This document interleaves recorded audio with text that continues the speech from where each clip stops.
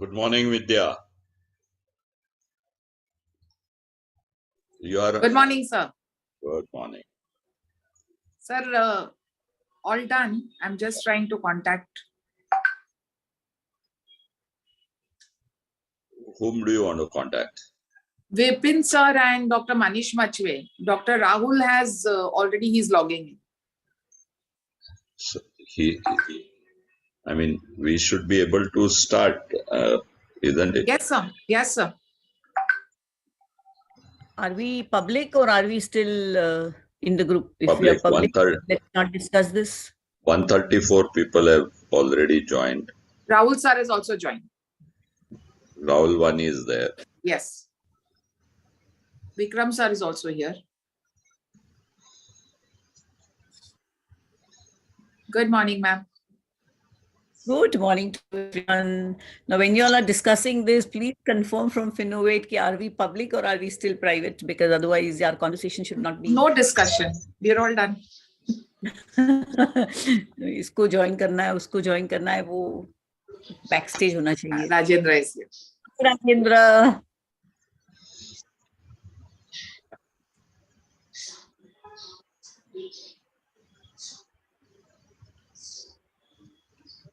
Another 2 minutes. Do we start?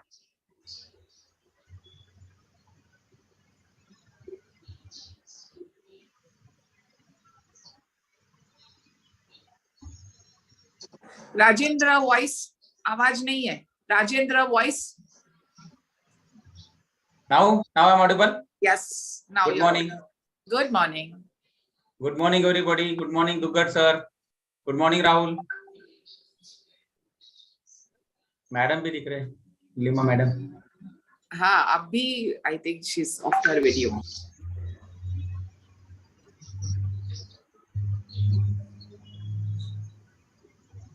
Good morning, sir. Good morning.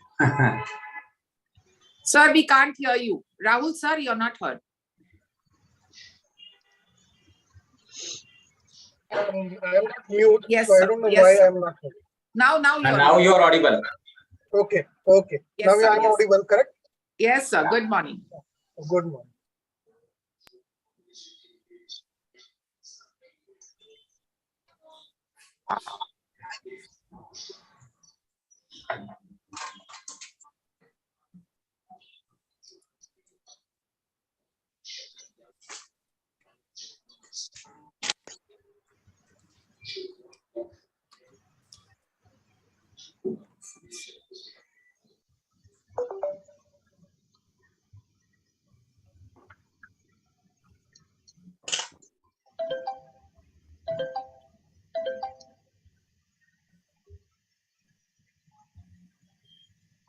Everyone is prepared with their screen sharing and all that. Just please check.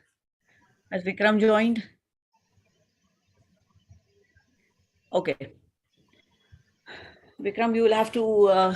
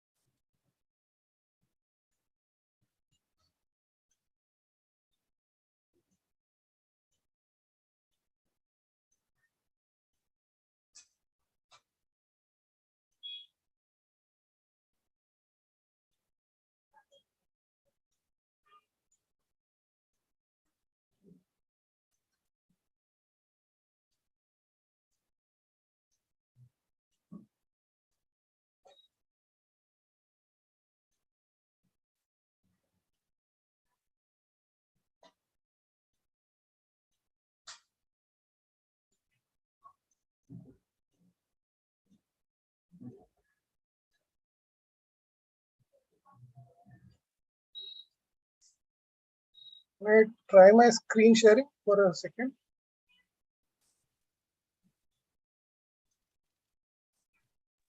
Yes, sir, please try.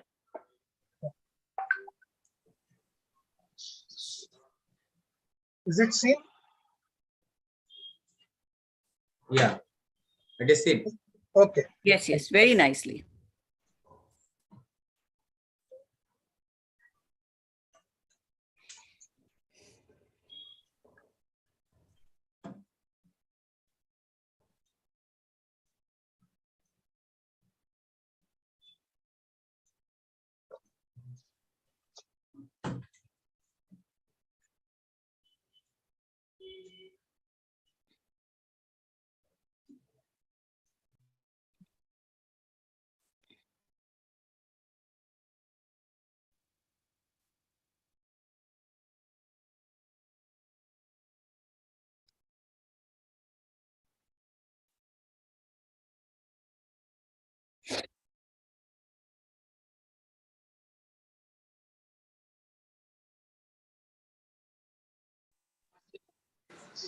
Good morning, Reena ma'am. Good morning. Hello. Good Hi. morning, madam. Good morning. Hi. Hi. Good to see all the medical legal diggajas. Okay, I'm in the mood for today. I have the dupatta. Tricolor. The tricolor dupatta. Okay. Yes. Hemant is ready with the flag and all. Too much, Oh, Hemant. okay, great. We are all in the mood. Very nice. Yes.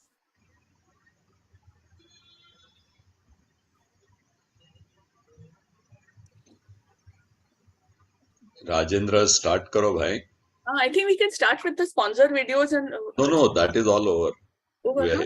It is a now introduction of Start. secretary and the starting of the program. Right? We are already on 10:20. Okay, Okay. let's start.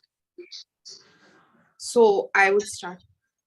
So good morning to all my friends, colleagues, and respected seniors. Wishing you all a very happy 74th Republic Day in the platinum year of our independence. Which better day could we all meet for an interesting medical legal webinar, and that too a very reassuring webinar, I'm sure, than when the nation celebrates the spirit of Constitution. So with this note, I would like to request Dr. Hemant Dugat sir to welcome all the delegates. Introducing Dr. Hemant Dugat sir, I think, is something that is not required. All of them know sir too well. But just to complete, sir is an obstetrician and gynecologist, and he has a multi-speciality hospital at Andheri, practicing for long years, has been associated with the Lions Club, and has been the district governor of the Lions District 3231 A3 from the year 2014-15. Sir, please, on to you. Thank you, Vidya. सुस्वागतम सुस्वागतम सुस्वागतम। भारतीय गणराज्य के 74वें प्रजासत्ताक दिन पर आप सभी को हार्दिक बधाइयां, अभिनंदन और welcome to this webinar. Friends, it is very clear that if we have to learn, first we have to unlearn what we know about. And this type of webinars are essentially to give you updates on what is happening new and the new perspective. So this process of learning and unlearning is a continuous one, and that is where that the knowledge is eternal. Rest everything is kya kare na kya kare. Every place, every point, we have this junction where we are confused. Now it's a simple thing. Is it today's webinar only for gynecologist? No. Why?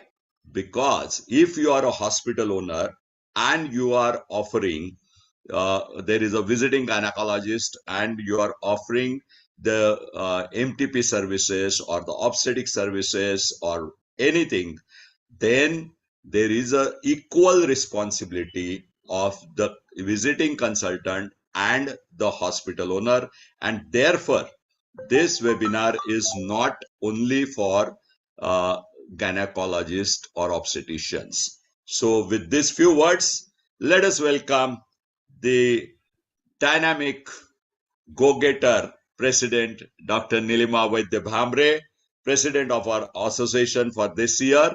And friends, the way we started under her leadership and the way we are progressing, you all are witness. Dr. Nilima Vaidya Bhamre is a gynecologist by profession, practicing in Kandivali Charkop. She has been the secretary of this organization for 2 years, consecutive 2 years, and also associated with social organizations like Mumbai Dhadkan, and she is herself a law graduate. So there cannot be, because today's panel, most of the speakers are all law graduates except me. Rajendra is a law graduate, Vidya is law graduate, Nilima and other speakers, everyone. So welcome, Dr. Nilima, and for your presidential address. Thank you so much, Hemant. And like I always in my introduction say that तुम्हारा सुस्वागतम जो होता है वो इतना powerful होता है कि तो माहौल ही बदल जाता है हर एक चीज का. So thank you so much for being secretary of AMC this year. A very strong pillar of support for me. And I'm so glad he didn't call me a tyrant. You know, he was just about to, like, a dynamic president, doing this and doing that and forcing everybody to attend every weekend. I'm quite sure everyone is tired by now, you know.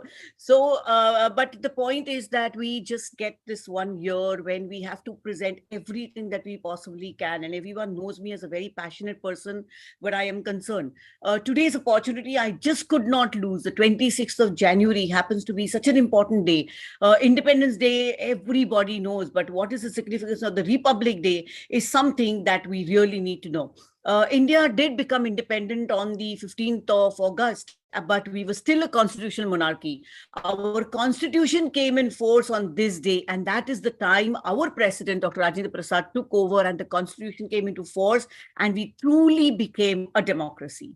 So something which is so important, for which the Constituent Assembly had to sit for nearly 2 years, 11 months and 18 days, if I'm not mistaken, and 166 times they met to pass this constitution, how important a day this must be.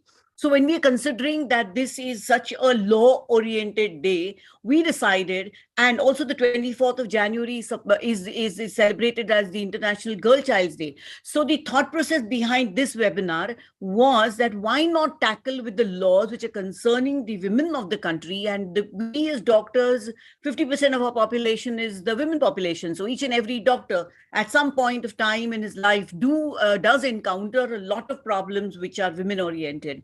We know that accidental pregnancies are diagnosed, accidental sexual exposures that the women go through, whether they know whether they are minors, they are majors, whether they are married, they are unmarried, not married, they are divorced, about to be divorced, and all these things affect us in our day-to-day practice and how we tackle with this. A lot of people think that these laws are only for the gynecologists, but let me bring to your notice, sir, that the POCSO does not spare any doctor. Any minor coming to you and who you come to know that has had a sexual exposure, there are different marriage acts, there are different kind of laws which govern this country. So we come to feel, you know, कि भाई एक लड़की अगर मेरे पास आ गई and she accidentally happens to be pregnant or something, then क्या करे क्या ना करे, ये कैसी मुश्किल है, कोई तो बताए इसका हल हो मेरे भाई. So we thought that चलो अभी हम हल आपको सबको बताते हैं, and that is why we've named this topic as क्या करें क्या ना करें.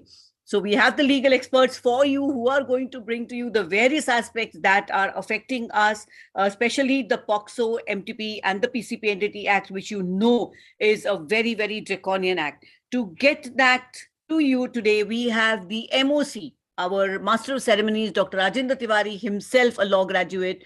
And that is why I thought that this seminar would be taken up in a very different way.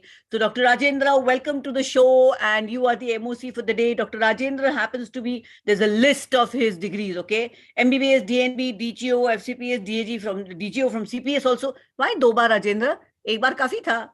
DSP, LLB, a diploma in human rights. He is the CWC and CCM member of IMA headquarters, managing committee member of IEC Foxy. Proudly, I can say he's managing committee member of AMC. He was a trustee of IMA Dahanu. He's a DGO CPS teacher also. He's a panel laparoscopic surgeon for the government of Maharashtra. Too good. He's got the MMC Award 2015 for socially inclined medical practice. And he also is the Jane Patrao awardee. Rajendra, I'm so proud to have you as the MOC for the day. Handing over to you. Thank you. Thanks a lot, Nilima madam. It's indeed proud to be introduced by you, and thanks a lot for giving me this opportunity as a MOC on this important day for this good topic, and very catchy, the title, Kya Kare Kya Na Kare. So I'm indeed blessed. Today's program is I'm very sure that it is going to clear the confusion in the minds of many of our practitioners regarding various draconian acts and their amendments, and which affects, as Madam and Dugar sir already told, it not only affects gynacs, but since FOXO is gender neutral, even any practitioner can be affected by such laws which are unknown to them. So now, today, before starting the program, I would like a privilege to introduce our dynamic program committee chairperson, who is a popular teacher. She had been my lecturer also, Dr. Ina Vani madam. Under whose guidance this program is being conducted under the leadership of Madam Nilima Madam and Dukat sir and Vani Madam. Dr. Vani Madam is a well-known personality in the gynac fraternity. She is head of department of Cooper Hospital and Hindu Hriday Samrat Balasaheb Thackeray Medical College, and she has been on various posts in Mumbai Obstetrics and Gynecological Society also. Apart from the today's this program, she is a program committee chairperson of this year, and importantly, she has been a member of Foxy GCPR, Good Clinical Practice Guidelines, which were come out by Foxy in 2021. That time, even many gynacs were not, even government had not come out with the guidelines how to manage pregnant patients with COVID. That time, such guidelines were given by Madam in association with the MOFs and other members. Madam was president of core committee for Foxy for violence against women cell in from 2015 to 19. She was chairperson of Foxy Perinatological Committee in 2015 to from. Thank you, Rajendra. That's enough. And she has awarded with many gold medals, and she has publications. Thank you, ma'am. Over to you, ma'am. Thank you very much. And it's my pleasure and privilege to let you all know about what are the other programs which are coming up. Our dear colleagues from AMC, our success of programs depends on how you participate. And under the dynamic leadership of our president and secretary, we have, in the last few months of their tenure, we have another galaxy of programs coming up. It's not just today, but in fact, we are celebrating our patriotic fervor with the Josh Foundation on this Saturday, where we are working, AMC is working with the Josh Foundation for the dance competition, donating few hearing aid machines through AMC to help to make their lives better, which is at Juhu Mukesh Patel Auditorium from 4 to 7. Registration is free. Please check your messages which come in your various zones, and you will be able to register on the link. In fact, I've received a few queries from morning about registering from this webinar also. Please remember, most of our webinars have registration by the link, and often the link is embedded in the flyer. After that, Sunday is also going to be busy on 29th, and you all must have received details of that for the bikeathon, and it's going to be flagged off with the theme of road safety awareness from 6 a.m. to 10 a.m. We are not all early birds, but I'm sure all of you can make it at 6 a.m. on Sunday for the awareness talk with refreshments with Bookshuk, which will follow the webinar, starting from the Malad Mindspace Municipal Garden near Bangur Nagar Police Station. And here it's not just doctors, but your non-doctor friends can also join. And we'll be giving you all a medallion and an e-certificate please come with your full gear. But most important, I would like to brief you about our flagship event, which is our AMCON, which early bird registration is going on, which is going to be at the GM Majestic Grounds, SV Road, Villeparle West, and we have applied for 3 MMC points. Friends, we're giving you 2 days of conference, banquet plus MMC points for only 2,500 rupees per head, and your family members can join for only banquet at 1,000 rupees each. And if you would like to stay, we have a residential option too, and there's ample parking. Please do register. Our early bird is till 31st January, after which the prices will go up. And we have wonderful speakers who are going to cover everything from head to toe. Of course, we are known for medico-legal stuff, but this time it is Astitva or life with a difference, where we are covering other aspects of doctors who are doing other things also, felicitating some doctors, but hearing talks ranging from things like universe in your mouth, about dental health, mental health, ophthalmic health, and other items. We are also following up with ITCon in February, which is going to be a 2-day event. We're also gearing up for the 3rd episode of FinCon. Financial health is also very important, and Nehal Mota and our OB team is working very hard on that with Vikram Khanna coordinating for that. Details will be following shortly. And of course, for Women's Day, we've already told you that we're having a wonderful car rally coming up. And so there are many, many exciting programs. Keep yourself geared and mark place in your diary for various AMC events. Thank you for being here with us today. And please be with us till the end, because we are going to have interactive session with your audience questions. Please type your questions in the chat box during the program if you have any, and our MOCs will definitely coordinate and take it up in the panel.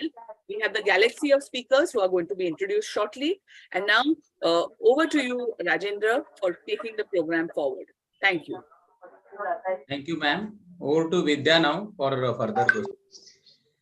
After such a introduction and all the programs that are coming up, I think every weekend we are going to be busy with the AMC. So thank you, ma'am, for that elaborate our program schedule that we are having. I would now like to invite Dr. Rahul Vani, sir.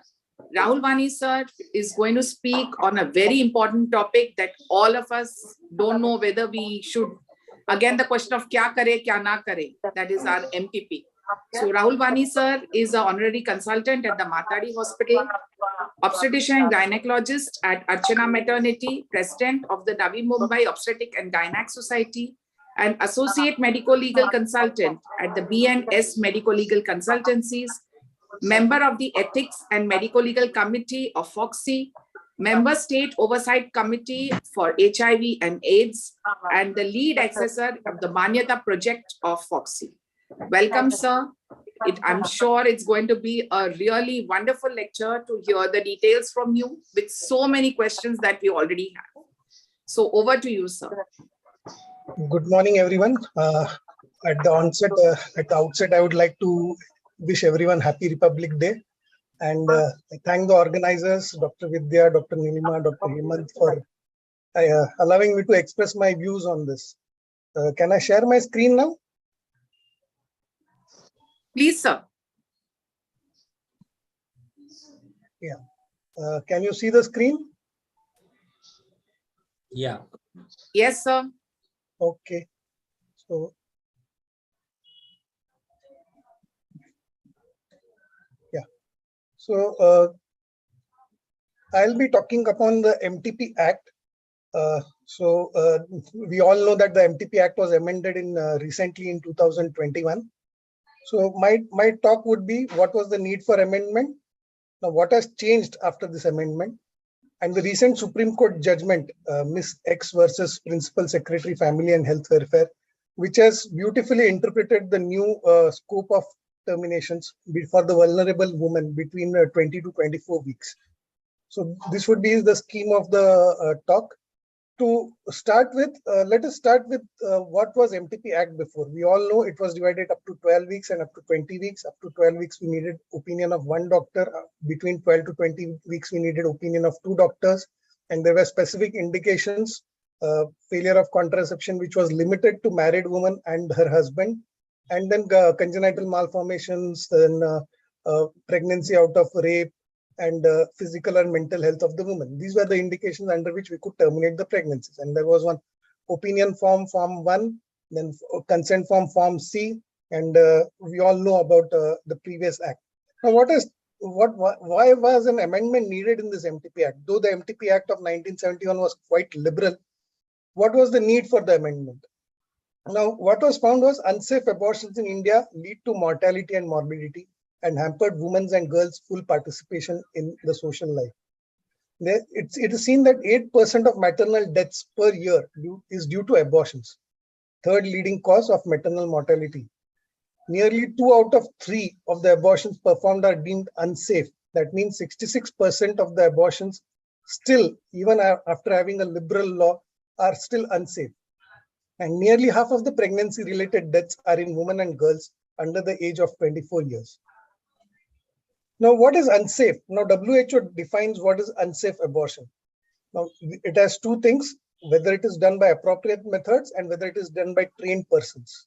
Now, if both the criteria are met, that is, if appropriate methods are followed and if it is done by trained person, then it is a safe abortion.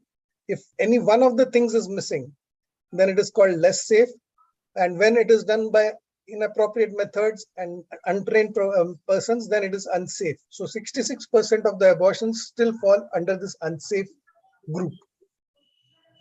So what are these amendments now? Amendments under basically the amendment decided to increase the scope of terminations. That means that when the terminations can be provided, and they increase the limit to 24 years and between 20 to 24 years for special vulnerable women, special category of women. And they also increase the service providers. They also increase the net of the service providers so that the facilities of MTP can be given to most of the people and can reach the interiors also. So what is the modification in this Amendment Act? Initially, the requirement of opinion of one provider for MTP up to 12 weeks. Now it is one opinion up to 20 weeks. Requirement of opinion on 2 providers for MTP between 12 to 20 weeks. That was the previous requirement. Now 2 opinions are required only between for the special category of women between 20 to 24 weeks. So what will this do is the potential outcome would be facilities, especially in public health sector like PHCs, would be able to provide terminations up to 20 weeks. Modification for birth defects and congenital anomalies. Now, previously the limit was up to 20 weeks, and beyond 20 weeks we had to approach the court for fatal anomalies. Now, even after the 20 to 24 weeks of 20 to 24 weeks, beyond 24 weeks also you can approach the medical board for fetal congenital malformations and still perform a termination. What the modification related to the marital status? As we all know, initially the failure of contraception was limited to married woman and her husband. Now it has been changed to any woman or her partner. So that married criteria has been removed. Now insertion of new clause for strengthening privacy. Now there is a clause for confidentiality, and you cannot reveal the name of the patient except when it is authorized by law or for time being in force. And there is a punishment also for breach of this confidentiality, where you can get imprisonment up to 1 year and fine or both. Now, what are the special category of women between 20 to 24 weeks? Mind you, it is the indications up to 20 weeks are a little different, and indications beyond 20 to 24 weeks are a little different. Failure of contraception is as an indication is not available between 20 to 24 weeks of pregnancy. So these are the indications in which you can terminate pregnancy between 20 to 24 weeks. Survivors of sexual assault, rape, and incest, basically. Women with pregnancy in humanitarian settings, disaster, and/or emergency situations as declared by government. As we had seen the COVID situation where lockdown was announced and nobody could get out of the home. So these are emergency situations like earthquakes, floods. All these could be considered as humanitarian settings or war, in situations of war. So these are all humanitarian settings where in case a woman needs termination, she can be offered. Change of marital status during the ongoing pregnancy, in bracket, widowhood and divorce. Now, this has been very well interpreted in this new judgment of the Supreme Court, which we will be discussing later. So change of marital status, this is one of the indications.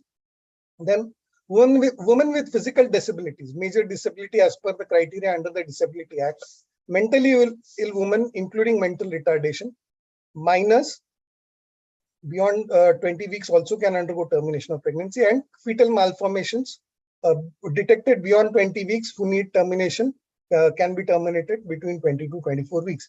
So these are the indications or the special vulnerable group which have been identified for termination between 20 to 24 weeks of pregnancy. Now, the net of the providers has also been increased. Initially, any medical practitioner who has assisted 25 cases of MTP or at least and done 5 independently was allowed to do terminations up to 12 weeks. Any medical practitioner who has done 6 months of medical practitioner means MBBS, registered with the Medical Council of India, who has done 6 months of residency in obstetrics and gynecology could perform terminations up to 20 weeks.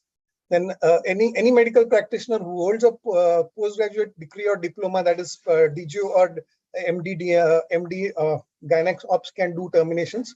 And medical practitioner who has experience of at least 1 year in practice of obstetrics and gynecology in any hospital providing these services could do these terminations. Now, with the amendment for the medical termination groups, with the termination of medical termination has in the act itself has also changed from 7 weeks to 9 weeks. So now up to 9 weeks you could offer medical termination. And for this group, there is an increase in the provider net, where RMs with registered medical practitioner with experience in practice of obstetrics gynecology at any hospital for 3 months or more, or training with performance of 10 cases of MTP by medical methods under supervision of a registered medical practitioner in a hospital maintained or a training institute approved for this purpose by the government. So in any hospital, if a registered medical practitioner has worked under the supervision of obstetrician and gynecologist and performed 10 cases of medical abortions, he can offer medical abortions at his clinic. So that is how the provider net has increased.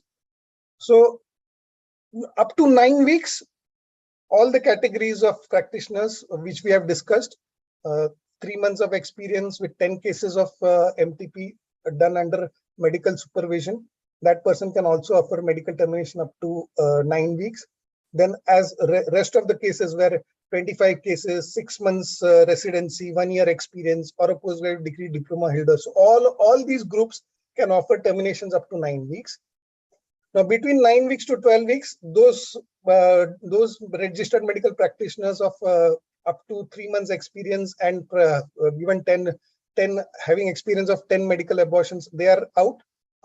Beyond 9 weeks, only these 4 categories of doctors can provide terminations. So 25 cases, 6 months residency, 1 year experience, or a postgraduate degree holder. Now, beyond 20 weeks, the 6 months residency, 1 year experience, and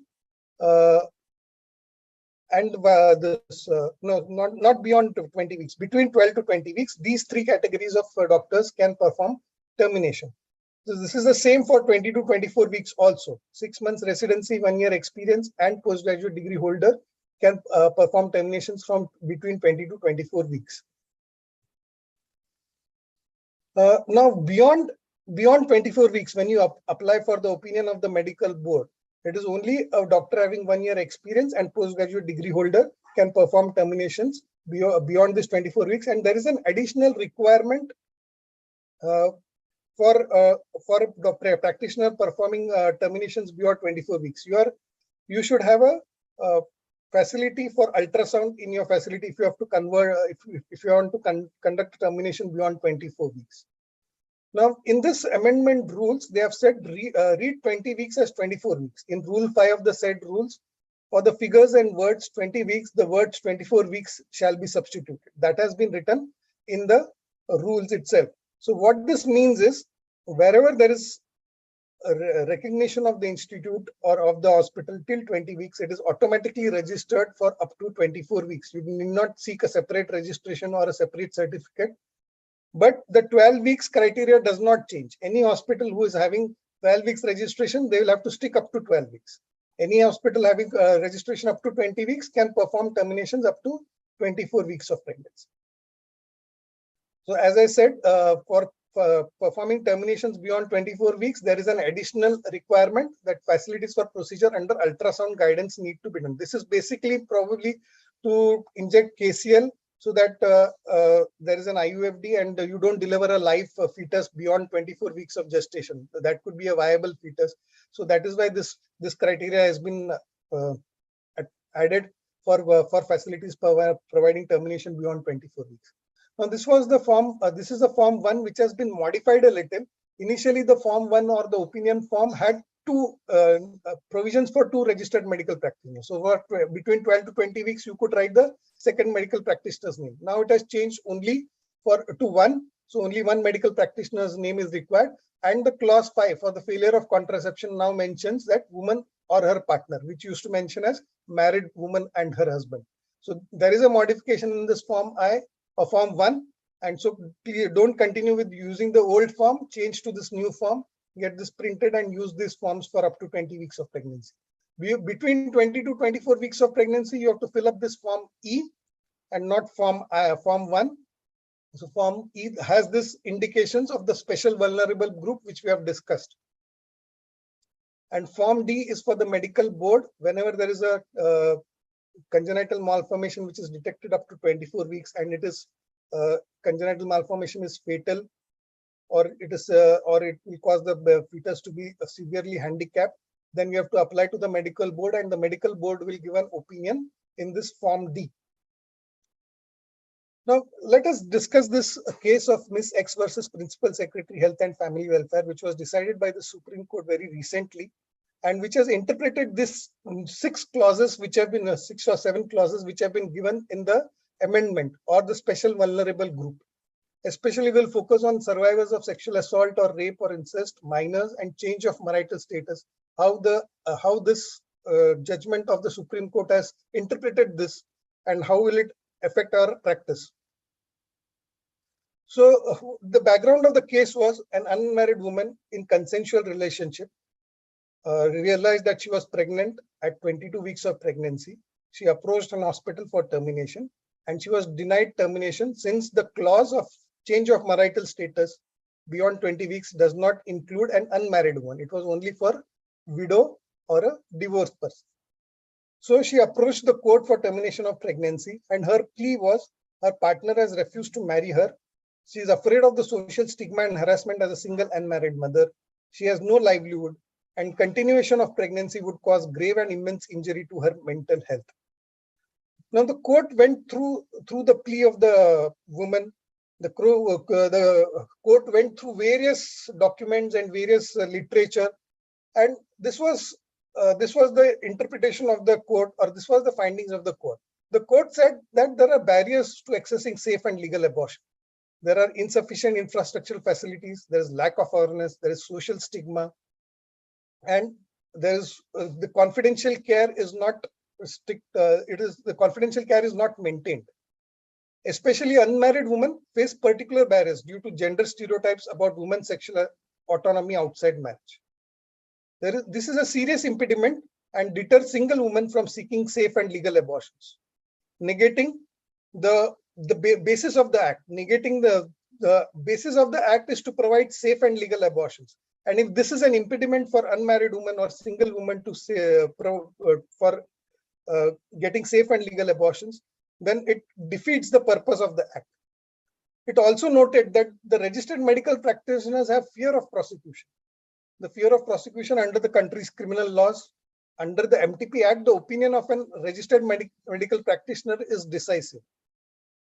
And so, because of this fear of prosecution, many times when such cases arise, there is denial of services by the registered medical practitioner, which compels the woman to approach courts to seek abortions in unsafe conditions, or they would approach a practitioner who is not authorized and do this termination in unsafe abortions. The 66% of abortions we saw, which are unsafe abortions. This is a major barrier to safe abortion access. Then registered medical practitioners insist on compliance with extra legal conditions such as consent from the woman's family, documentary proofs, or judicial authorization. which also causes a barrier in getting safe and legal abortions. Now, the unfortunate thing is the court did not recognize the indiscriminate application of PCP-NDT, which has forced registered medical practitioners to do not provide medical terminations between 12 to 20 weeks with the fear of prosecution under PCP-NDT. The court went through this case in Z versus State of Bihar. Court found that the state authorities, including Patna Medical College and Hospital, had erred in failing to terminate the pregnancy before the passage of 20 weeks, despite the woman seeking an abortion on the ground that the patient was a victim of rape. Just because she was a victim of rape, she was denied termination. The court rebuked this as negligence and carelessness, and compensation was awarded to the petitioner, that is the pregnant woman. There is a misconception in between the doctors also. There is a widespread misconception that termination of pregnancies of unmarried women is illegal. And that may be because of the clause which for failure of contraception said married woman and her husband. So this misconception was there. Woman and her partner may resort to availing of abortions by unlicensed medical practitioners because of denial for termination. Now, in this case, in Surendra Chavan versus State of Madhya Pradesh, the pregnant woman was in consensual relationship. She approached a clinic of a so-called doctor who was a co-accused with 3 months pregnancy for termination. But this doctor was neither a registered medical practitioner nor was the clinic approved for the MTP Act. And during the termination of the pregnancy, the woman passed away. So these are the observations the court made.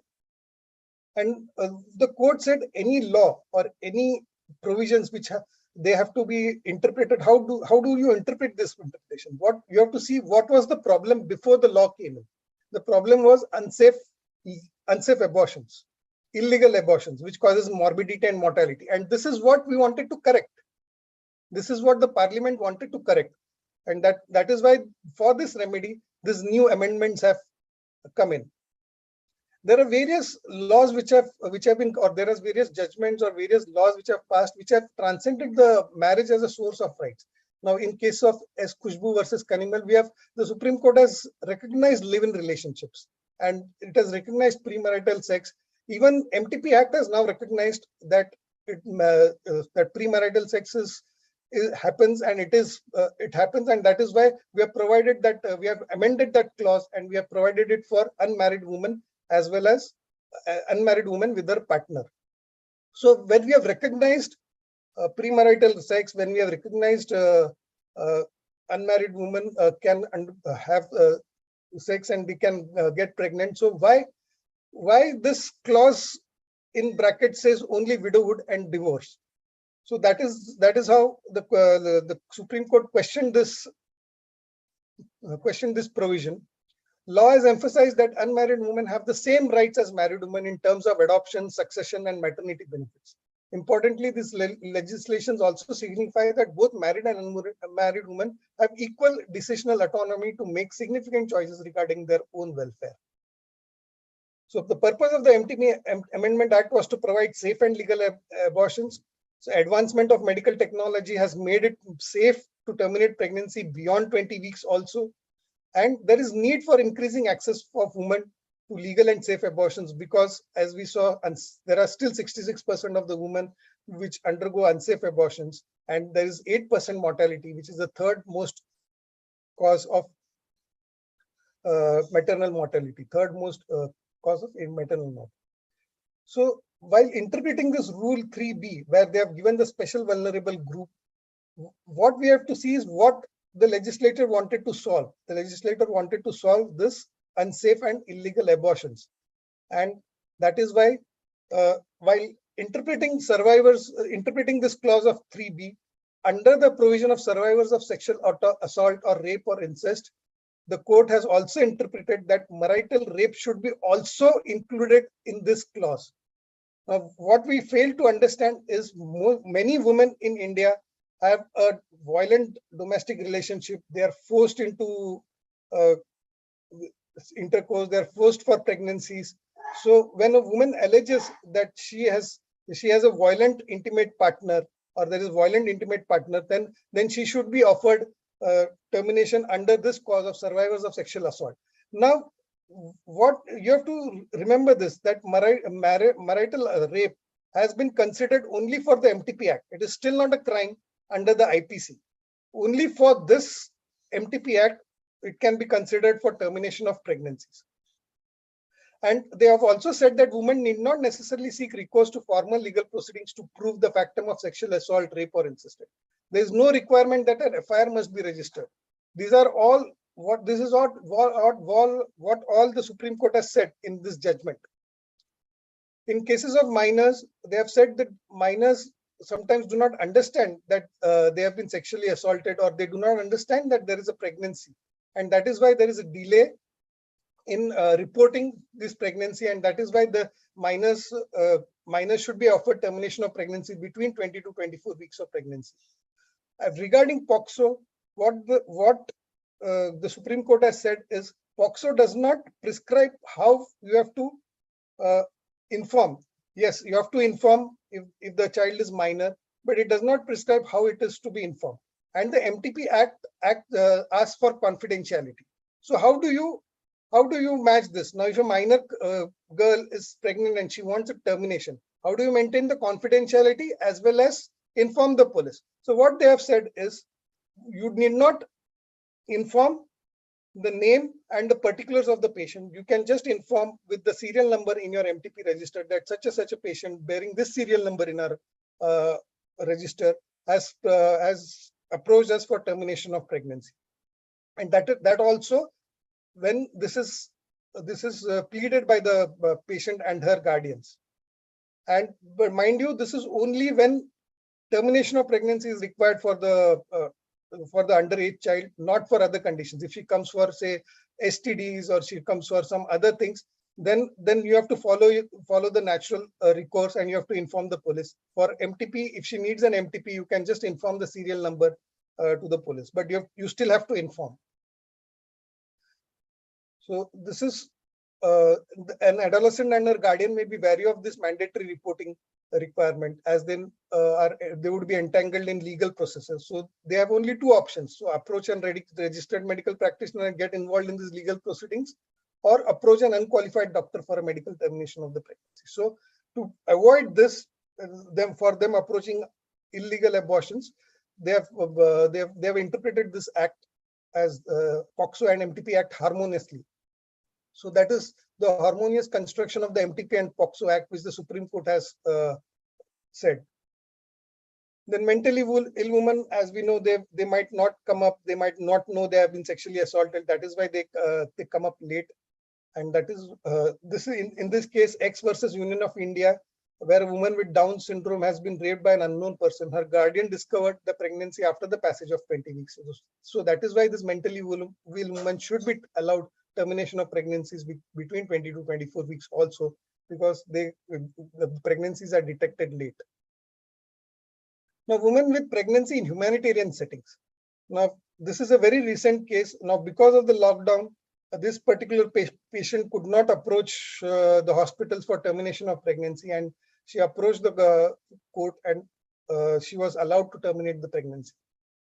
So natural disasters or man-made disasters falling under the emergency, in such cases, if a person is not able to approach the hospitals, so they should be allowed to terminate their pregnancies between 20 to 24 weeks. Now, this is change of marital status during the ongoing pregnancy, widowhood and divorce.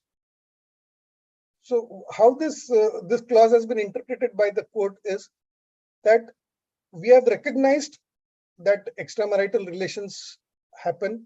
We have recognized that under the MTP Act also. So when and in this clause, the widowhood and divorcee has been given in brackets. So it is only an illustrative thing. It is not an exhaustive thing. So unmarried woman who wants to terminate a pregnancy should be given termination under this, saying that change in material circumstances. When you recognize humanitarian conditions, disaster situations, these are change in material circumstances.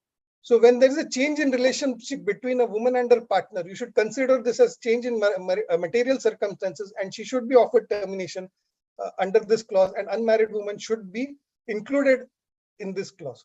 Now, we also had a patient, unmarried patient who was in consensual relationship. She approached us quite late, and there was an interim judgment under this case at that time which the Supreme Court had given. So considering this judgment, we approached the court, and the court allowed termination of this pregnancy, and we conducted this termination in our hospital itself. So in Rule 3BC was to be interpreted such that its benefit extended only to married women. It would perpetuate the stereotype and socially held notion that only married women indulge in sexual intercourse, and that consequently the benefits of law would not extend to them, and it would be restricted to married women only. So this is not constitutionally tenable, sustainable, and that is why unmarried women should also be included in this clause. That is how the Supreme Court has interpreted this clause. So this is a very beautiful judgment in which the Supreme Court has interpreted the law. So the term change of marital status in Rule 3BC ought to be interpreted as change in the status of a relationship to include unmarried or a single woman, as well as women who are not divorced but are separated or have been deserted. This is what the Supreme Court has said in this judgment. Now, under Article 21, right to life and personal liberty, the right to reproductive autonomy. Reproductive right is not restricted to the right of the woman to have or not to have children. It includes constellation of freedoms, which includes education, sexual education, which includes right to get contraceptive advice and access to contraceptive. And constitutional rights does not distinguish minor and major. So this would solve our question whether when a minor approaches us, whether we should give them contraceptive advice or whether we should educate them about sexual activity. So probably this interpretation of the Supreme Court would solve that problem also. Now, there was a recent reported case when an unmarried woman beyond 20 weeks pregnancy approached Wadia maternity for termination. She was denied. She approached the court. She was directed to approach any other hospital. JJ Hospital refused termination. So the High Court, Bombay High Court, directed the government leader to direct the JJ Hospital to provide termination to this patient. So to conclude, survivors of rape include marital rape only for the purposes of MTP. In case of minors, name and other particulars of identification may not be intimated to the police. Now, change in marital status should be read as change in status of relationship to include unmarried women, separated women, abandoned women, and deserted women. Thank you.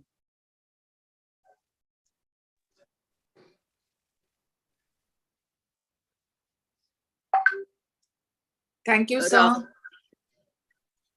Rahul, I have to say that was such an excellent exposition of the important points. And what you are saying is becoming more and more common in practice.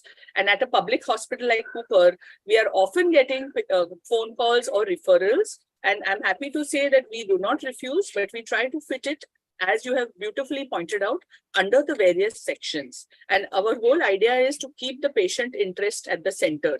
But documentation and communication is the key, because we also have to protect the doctors themselves so that you don't get into trouble later on. Thank you so much for that wonderful discussion. Thank you, ma'am. Yes, thank you, sir, for that very elaborate. And I think many of the questions pertaining to MTP, which are there in our minds, which will help us in our day-to-day practice, you have touched upon that so beautifully. We will really remember the way you have put in the different cases and the case scenarios that we really encounter. So thank you so much for this lovely presentation. Now we will be having a presentation by Dr. Vipin Checker, sir. That would be on the POXO Act. And I think all of us know, sir, again, I am getting an opportunity to introduce all the stalwarts of AMC. Sir is a MD-DGO, a past president of the AMC in the year 1819. And he is the editor of the Medico-Legal Manual for Police, that is AMC publication. He is also the vice president of IMEMS, member of the Police Shantata Committee, Thane, recipient of the State and National IMA President Appreciation Award and Bhayandar Medical Association Lifetime Achievement Award. So welcome, sir. And I think sir is already begin with the presentation. So Good morning. nice to have you here, sir. Yeah, good morning. Thank you, the President Madam and Vidya Madam and all the office bearers of AMC for giving us this platform. I am not very well thoroughly prepared with this topic, but I can take up n number of questions because what I realized was POXO Act and everything, everybody knows everything of everything, everybody knows mandatory reporting. I'll run through some 20-25 things which I felt was necessary for a common person, which I felt was not touched up in so many lectures or something. We'll run through this what you call small presentation that I have. Now, what we need to understand is POXO Act came in 2012, and we had what you call these amendments that were there, which were in 2019. Now, the whole issue that stands for as a gynecologist, as a doctor, is for mandatory reporting that we are looking at, and second is the age that is there. Now, as we go ahead, I'll tell you about the differences and 2-3 points like mandatory reporting will be repeated twice or thrice, and the age determination will be repeated twice or thrice. Now, the most important thing that you need to understand as a crux before we go on with this lecture is mandatory reporting is must, and you should have a good defense that is there for that. I have gone through maybe 50, 55, 60 judgments wherein there have been consensual sex and not consensual sex, and so many things, the way the court has been changed and the way the things have been, put to the special POXO judges and the judicial, what I mean to say, the judges of the Sessions Court, which is a special court designed for this POXO, and all have come down heavily. They have agreed that consensual sex is okay and they should not be tried so harshly. But again, they've left the ball of the court to the concerned authorities to come and change the law that is there. So the crux is that kuch bhi karo, kuch bhi ho jaye. There is no recourse to that not informing, and there is no recourse to the further implications that are there of consensual sex, non-consensual sex that is there, because eventually there is a loophole which people have started taking this into consideration of considering that consensual sex they have taken, and they have what you call put forth to the authorities in terms of affidavits that the girl and this was there in consensual relationship, and because of the consensual relationship the girl, the 99% the cases are filed of what you call rape by the concerned father or the parent, and also the cases have been filed wherein these doctors, I mean to say the parents that are there have said there is a kidnapping case that has been filed. So all rest said and done with the IPC sections applied and all these sections applied that is there. It's a different sort of a scenario once you enter into the domain of POXO code that is there. So basically, if you go to realize that we have got a lot of laws that are relating to provisions for women like the Dowry Protection Act, the Equal Remuneration Act, Child Marriage Restraint Act, MTP Act, National Commission for Women Act 1990, Protection of Human Rights 1993, Protection of Women with Domestic Violence Act 2005, and Protection of Women Against Sexual Harassment in Workplace 2010. Now, they have covered up abatement or even unsuccessful attempt to commit this offence are also punishable under the POXO Act. It is mandatory obligation for us to report the matter, be it the media, be it the hotel staff, be it the hospital staff, be it clubs and photographic facilities that are there. Now, these are a few definitions which are there, which is related to us. Like Section 19, any person who has knowledge of sexual offence committed or likely to be committed on a child. Now, this is the question wherein the mandatory reporting comes in.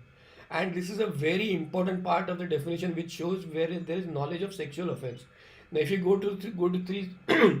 to see some landmark judgments of Supreme Court and the other high courts that are there, and one judgment which came across a few months back by our own advocate Ashish Chavan, wherein the party was a doctor only, wherein she had not reported the case to the police, and they won the case on the very mere fact that the doctor did not have knowledge.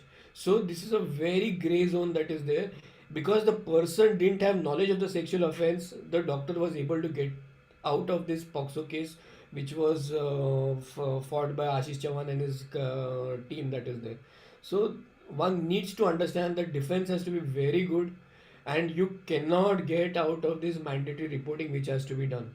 Now, Section 20 deals with management and staff of media, hotel, lodges, hospital, clubs, studios, and photography.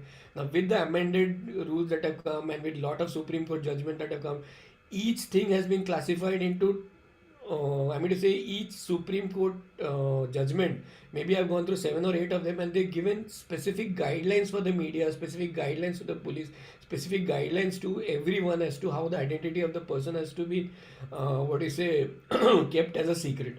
So this is an important aspect of non-disclosure of the identity as far as the POXO Act is concerned. Then failure to report a record is punishable. However, a child who fails to report is not punished. So POXO Act may, it is very clearly mentioned, if the child has falsified in what you call giving the complaint to the victim, to the accused, then this child will not be punished. The Nirbhaya Act came in 2013, wherein Section 370 and 2000 they had extended the definition of rape. Now earlier it was 376, now 376 A, B, C, D, then 376 A, B, 376 B, C, 376 D, A. They have taken consideration of into everything what you can talk about 376 that is there. It is mandatory for doctors to be approached by survivors to collect the evidence that is there. Now, sexual offences, they have taken into consideration sexual assault in POXO Act. Definitions are there which we have discussed at length. We have discussed sexual offences also in the past, and sexual harassment. And it is penetrative sexual assault and aggravated sexual assault. The difference between a penetrative sexual assault and aggravated sexual assault is that the aggravated sexual assault deals with women in power, women in hospital authority, women in army, women in police, and women in power that is there who commit sexual assault or commit sexual harassment that is there.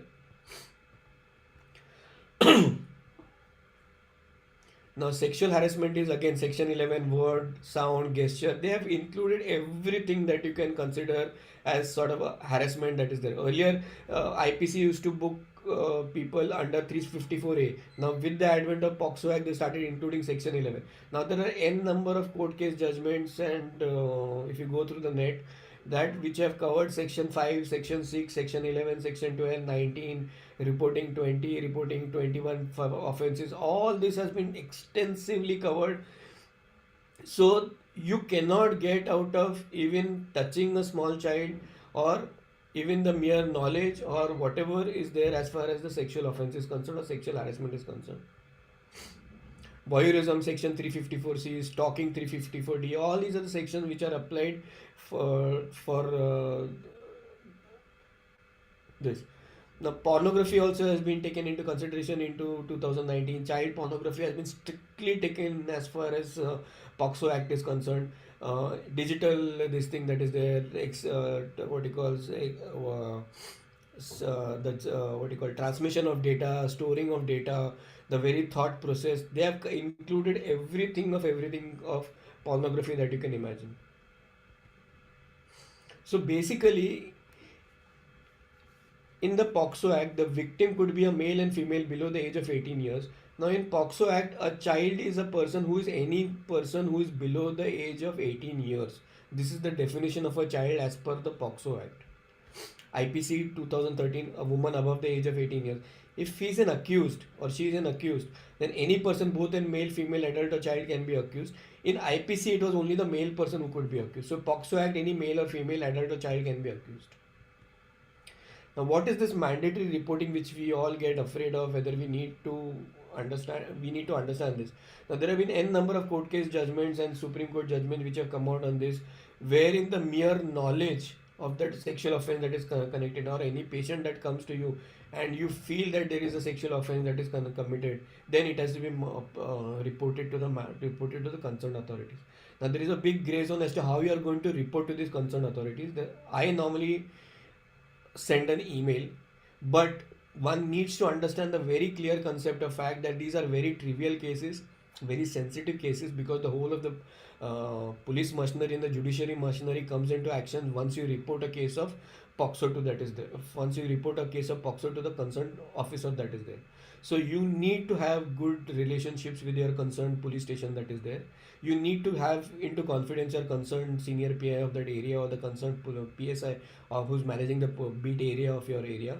He needs to be informed on telephone as well as on email that I have a case of POXO and this is I'm going to terminate the pregnancy as per the MTP Act, and you can go ahead and do the MTP Act and save, or I'm going to say preserve the products of conception that is there. Now, what is there is if you do not do this, there would be imprisonment up to 6 months with or without fine. Now, the catch here is the concerned authorities refuse normally to take the complaint because the whole machinery is set into action, and the CWC comes into action, the juvenile police comes into action, and the whole system that is there, social worker, everybody comes into action. Then there is a reporting that needs to be done. It needs to be the child needs to be produced in front of a female judicial magistrate in the next 24 to 48 in the next 24 hours. They have to be informed. The proper this is concerned. This inquiry takes place under the supervision of a ACP. So those other days are gone wherein it was easier to report, but you have to report. And if you can take on the responsibility, please take POXO cases. Otherwise, the take home message is if you cannot take the stress, please do not enter this particular zone of POXO, act that is there in the POXO patient. It looks very simple. I had recently a case wherein just for the sake, there was a big seminar which we held in Mira Binder, and one of the colleagues felt fine, I need to go and report to the to the police authorities and stuff like that. ठीक है किया, and life was really pathetic for that girl and for that thing, and it was a case of consensual sex, and the authorities that were there forced the mother to give a statement, and a lot of things took place. So one needs to also understand the psychological impact that you are doing to save yourself. And regarding the patient that is there, you're going to try to see that justice is done, but practical life, the real justice is totally different, and the aim of importance of reporting is different. Yes, you need to inform the police. It is mandatory to inform the police, but there are ways to inform the police. There are ways where you can really get into the situation and ensure that you are saved from the particular issue that is there, and the whole thing can be sorted amicably, and the whole thing that can be done can be taken to task. I am not saying you need not inform the police or there is some second out to know. I have informed all my cases to the authorities that are there. They have taken the necessary action. They have taken the statements of that concern that is there. But you will have to go through the rigorous process of giving the statements, giving your paperwork, giving your certificates, going to the CWC, then participating police investigation, the 10 phone calls and all that thing. So just reporting doesn't set you back. My job is over, I've done reporting. But the sequel and the harassment that comes through for that thing is a much more different aspect that is there. Can you examine without the police this thing? The Supreme Court observed in state of Karnataka versus Manjana in 2000 that medical examination of sexual victims should be done immediately, and no hospital doctors should delay the examination for want of police requisition. Section 27 of POXO Act, Rule 5 of POXO Act, and 375C of Criminal Procedure of 2013. CRPC also very clearly says that you need to examine the patient, and the patient that is examined needs to be treated and examined free of cost. Now, there has been a recent court case judgment, a Supreme Court judgment, wherein there was a debate as to whether only a female should examine or male should examine. But the current guidelines have come up wherein it is very clearly mentioned that a person or a family member of the child should be present in the room when the examination is going on. Now, it is also on the part of the female or on the mother to refuse the medical examination for the POXO Act that is there. So this all I have covered actually. Now, is it necessary to do age estimation? Now, Supreme Court also has come down heavily on lot of judgments, wherein on the concerned authorities, wherein estimation of age of the child is governed by the JJ Act, that is Juvenile Justice Act rules of 2013 and the amendments that have come place. First, age estimation is done by the birth certificate, school living certificate, or any other government certificate that is there. Mind you, they have not mentioned Aadhaar card anywhere in the judgments that is mentioned. But the first thing is the is the authorized certificates from the concerned Nagarpalika or the concerned authorities that is there, which is mark and which is there. In one of the cases, there was discrepancy between the two dates of the victim that was there, wherein one date was 2 days and the other date was 4, but the court relied on the birth certificate which was there. Now, in this particular case, where the court relied on this birth certificate that was there, the judgment that was there was basically the High Court that is there took the bone ossification test or took the expert opinions test of the doctors, which stated that the child's age is more than 18 to 20, between 18 to 25. However, she was only 14 to 16 years of age as per the birth certificate. So the court said very clearly that as per the JJ rules, the birth certificate has to be taken place. It also came down heavily on the concerned police authorities, wherein said that I, as a court, is interested in only the certificate. The police overdo the jurisdiction in investigating the cause or investigating the modality or conducting an inquiry or investigation into the age of that person, which is not needed as far as the POXO Act is concerned.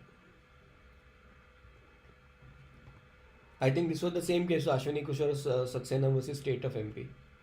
Now, is treatment part of doctor's rule? Yes, Rule 5 of POXO, the rules specify treatment should be taken care of.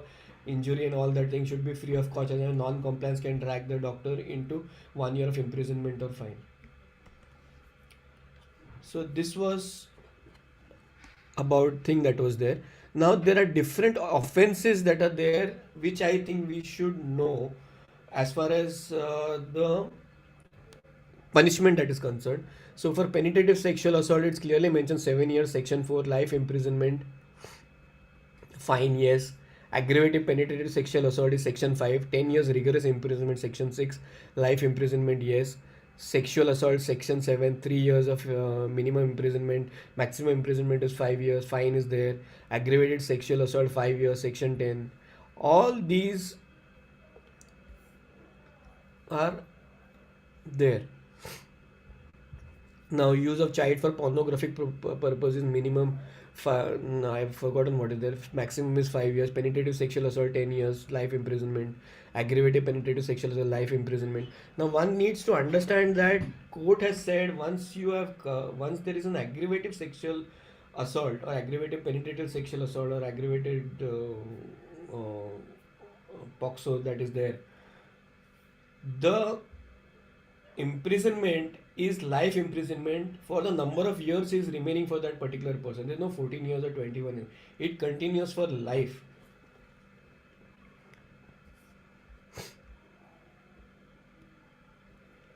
This I've already said. This treatment there. Now, is it mandatory to go to government hospital for sexual violence examination? The answer is clearly no. Now, section 357 of Criminal Code of CRPC mandates all hospitals, irrespective of being government, public sector or private sector, the responsibility of immediately providing first aid or medical treatment free of cost, thus removing the major barrier which existed earlier of insisting government hospitals only. This I have already mentioned, that who can be present while the doctor does this examination. Any person whom he she trusts to be present throughout the examination. This is the key, this thing that is there. Is it mandatory to inform the police? Again, yes. How you are going to inform the police, how you are going to ensure that you are not harassed is up to you, and how you maintain relationships. At the same time, save yourself, and at the same time mandatory inform the concerned authorities that are there.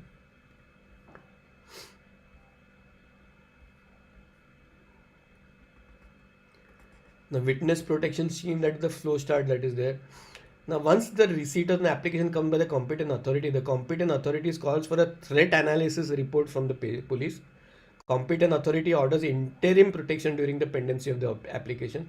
Now, this threat analysis report has to be submitted within 5 days of receipt of the order. confidentiality of the victim is to be maintained by all. So again, this is a procedure where is there, wherein there is a threat analysis कि वो जो victim है उसको कितना threat है वो accused के पास से. Now this is the helpline that is there for POXO e-box 9868235077, and these are the addresses where it is there, and you can lodge your complaint in the ebyindia.nic.in.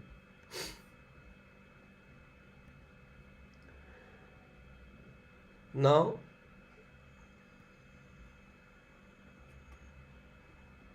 what is the procedure for medical professional? Now this is a quick glance of steps to be followed during medical examination of child victims of sexual offense, violence. Take consent, provide first aid, detailed history, examination, age estimation, physical, dental, radiological, evidence collection, dry pack and sealed, hand over to the police, treatment, discharge, follow up, evidence collection, documentation, hand over to the police, and treatment of injuries, which is there, UPT and whatever that is there. Now recording the statement of a child. Now court has very clearly said under section 164, this has to be recorded by a first class judicial magistrate in front of a first class judicial magistrate, and the judicial magistrate has to be a lady. So preferably to be recorded by a woman police officer not in uniform, at the child's home or any place where the child is comfortable, in the language of the child as spoken by the child.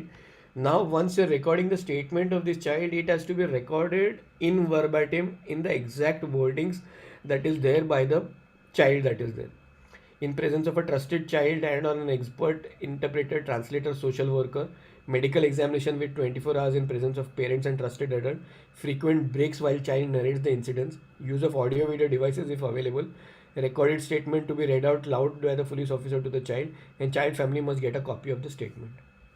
Now all these guidelines that are there have been very detailed in the rules. There is a handbook of POXO. There are 3 handbooks that have come up, and in detail each step of POXO, each step of investigation, the role of the counselor, the role of the police unit, the role of the senior police officer, the role of the health workers that are there, the role of each and every person associated with there is documented, and it is guideline, and it is very properly what you call put in the words that each person has to comply as per Supreme Court guidelines. Now each Supreme Court case that took place has come up with different guidelines, and we are still coming up with guidelines that are there. Now this is that thing that is there, child sexual abuse. Report the incidents under section 19. Recording of the statement by what you call small juvenile police unit by the local police within 24 hours. Take the child to the shelter room under section 19(5). Take the child for medical examination. Recording of the statement. CWC to determine the child's stay within 3 days. If the police SGP reports indicate that the child is in need of care and protection under Rule 44, special court child friendly shall complete trial within 1 year of cognizance. Now, there was a very detailed study that was done of I think 40,000 cases or something of POXO, and they realized that the whole of the POXO in the whole of the India has been completed within 1.5 years. As per the instances of the case, restoration of family, children home, counseling under section 40, support person under Rule 44, then child to be provided with the help of interpreter or translator, make measures to prevent victim coming face to face with the accused, victim compensation Rule 7, prosecution by special prosecutor under this that is there. Vipin, can I just make a small request to you?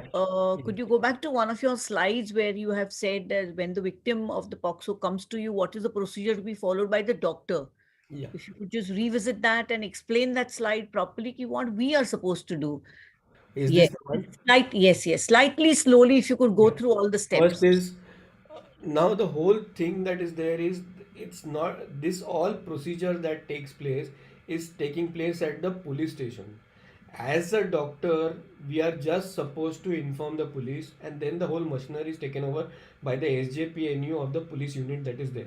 So there is a consent that is to be taken, and we need to provide first aid. This provide first aid is again given by the concerned police officer. He will take the patient to a doctor, or if the doctor is informed, the doctor will conduct the first aid examination and inform the police. Detailed history. Now, detailed history also, there is a particular form of sexual abuse which is available in government hospital, wherein in verbatim you are supposed to note down the history as per in verbatim what the child tells you. and this is the only defense that is going to be available to the victim once this thing comes up for hearing in the court of law. Then there is examination, age estimation, physical, dental, radiological, evidence collection in a dry pack and seal to be handed over to the police, documentation again to be handed over to the police, treatment, discharge, and follow up.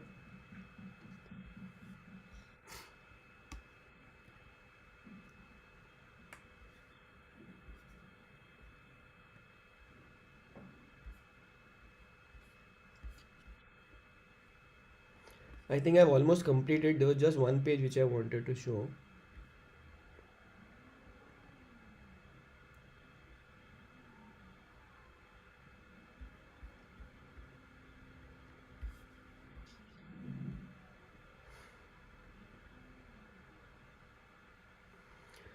So basically, to summarize, we know what the scope of the POXO Act was. The essential features of the POXO Act is very clear that the identity needs to be kept confidential. Now, this is an important the judgment which was there in West Bengal by the Calcutta High Court. Why do you think the concerned authorities are so reluctant or so this thing once you approach them with a POXO case? Is that if he doesn't do or if he doesn't do his duty, he's going to be prosecuted which if he commits such a breach. So the concerned officials are under tremendous pressure to investigate, and the investigation is much more worse than a what you call criminal trial or a murder trial that is there. So basically, it's a gender neutral POXO Act that is there, mandating reporting I've covered. Amendment Act also, as I've told you about all these things that are there. Pornography has been strictly included as far as the POXO Act is concerned. So what is the loophole in the POXO Act? Unlike rape, the victim under the POXO Act can be any child, irrespective of the gender. However, the accused can only be a male, and females are immune from being prosecuted as accused under the POXO Act for some unknown reasons. Now, these are 4 landmark judgments which are there for mandatory reporting under the POXO Act. Now, these are some other landmark cases under POXO Act that was there. I have covered up almost everything. Whatever synopsis I have given you in that this thing that is there regarding age determination, mandatory reporting that is there, is all a purview of these landmark cases judgment that was there. Now, there was this Attorney General of India versus Satish Kumar, wherein the local court said skin to skin contact and touching of the breast was there. Then this went heavily down on the concerned High Court, and the Supreme Court quashed that order that is there and said whatever was said by the High Court was not wrong, something like that, you know. Then Nipun Saxena versus Union of India. So there are a lot of these cases which I can share, and you can just go ahead with it. But reporting is mandatory under the POXO Act, that's for sure. Again, it is duty of the bystanders witness to report crimes. Now, in the case of Shankar Kisan Rao Khade versus State of Maharashtra, you know, they've again come up with guidelines as to what the concerned person who's a bystander to do, how to report crime. The mere knowledge of it, if he has the knowledge, then he has to report it, and there's no getting out of it. Your defense lawyer has to be strong enough to prove that there was no knowledge of it. The patient came to me for MTP. She told me her age was 20. I wrote the age of 20, and without my knowledge, I conducted the MTP. Now, all this is hearsay and how well you can document and what is there. And the child has to what you call say to that concerned police officer when the statement is taken, once it goes in the matter of court, that I have what you call wrongfully given my date, I have wrongfully what you call changed my documents for to protect my thing, and then there could be some sort of a respite to the concerned doctor for mandatory reporting if he or she has not reported. But again, court is very clear: if you don't report, you have to face the music. So I think that's about it, and I'll summarize by saying that only if you feel you can handle such stress of this POXO, please enter into the POXO domain, or else leave it to some competent authority or leave it to the government hospital to handle the same. Thank you. Thank you, sir, for that short, intro and a lot of practical scenarios regarding POXO. But I'm sure the panel has a lot in store for you, and there would be a lot more. A lot of questions have come in, and I guess we can elaborately go through it But thank you so much for this presentation. Now, Vidya, one second. I would like to just say one thing, Vipin. Although you have said that don't get into POXO unless you don't have a choice, but I think we should be aware that you can get into trouble for refusing a case also. So I don't think, I think the panel will address this. I think we need to discuss this in the panel. Yeah. Hina madam, I was very clear in saying that you need to understand the crux of the situation and act accordingly and decide how well you can handle that particular situation.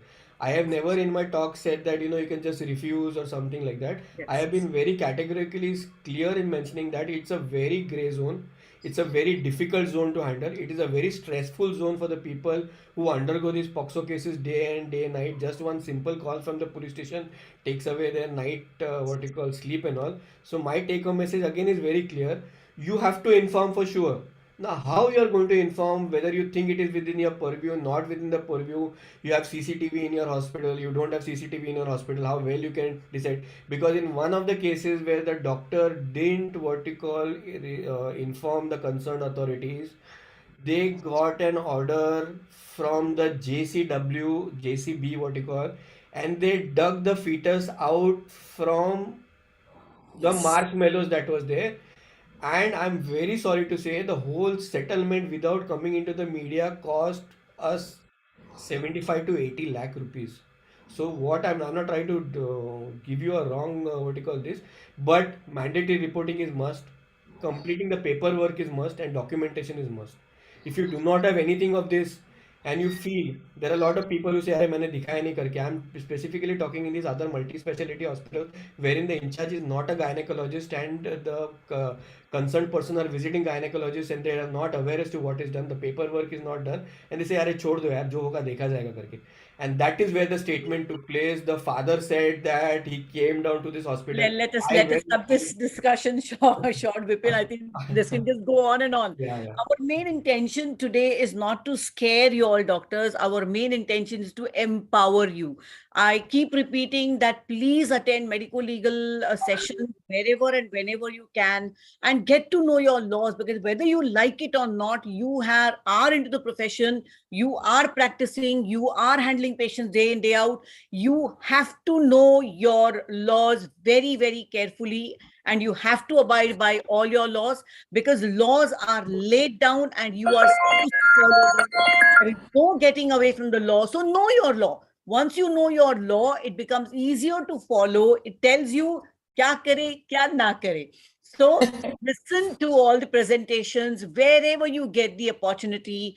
Go to the websites, download the laws, see the regulations. It is your right. You should be doing it, and it is your duty too. You owe it to your patient. We are here to empower our women.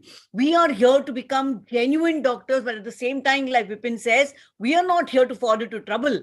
So if you have done your documentation well, and if you can actually cater to patient safety is our prime motto. Law is something which is based on logic. So you have to understand your laws, use your logic, use your circumstances, use your infrastructure, know what you can deal with, and go ahead and deal with. We are there to help you. Medical legal team of AMC is very, very, very vigilant team. We can help you, but we can't help you where you have not documented. We can't help you where you have refused wrongly. We can't help you where you have nothing to prove your innocence for. So please attend all medical legal seminars arranged by any organization and get to know your laws perfectly. Ask your questions at the right time. We go on to the next session. We have a panel. Vipin is going to be there on the panel. You can ask your questions to Vipin. Vidya, would you please introduce the next speaker, please? Yes, ma'am. Ma'am, due to unavoidable situation, Dr. Manish will not be able to join us. But we need the PCPNDT Act to be addressed at this point of time, because that is our point of Kya Kare Kya Na Kare. So I would request our MOC to help us out. Dr. Rajendra Tiwari will be doing the presentation on PCPNDT. Ma'am has already introduced you, Rajendra, so I will not go through the introduction slide again. But yes, welcome, and hope to learn a lot from you. So Dr. Rajendra for PCPNDT again. Can't hear. Can't hear. Thank you, Unmute. Vidya. Yeah. Just give me a few seconds for sharing my slide.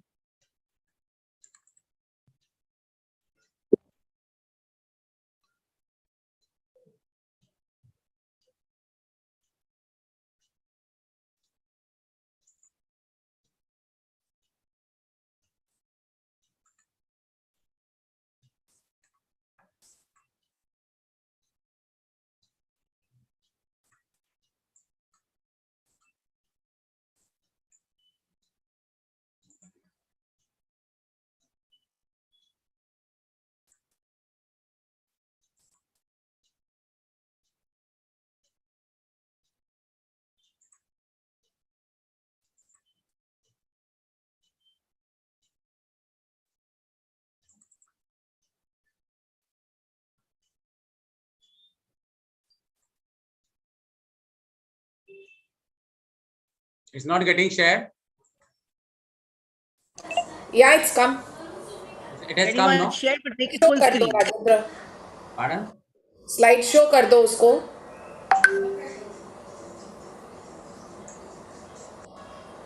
Full screen करना. Yeah, slideshow. Yeah. Yeah, it's okay. Yeah, good. Yes.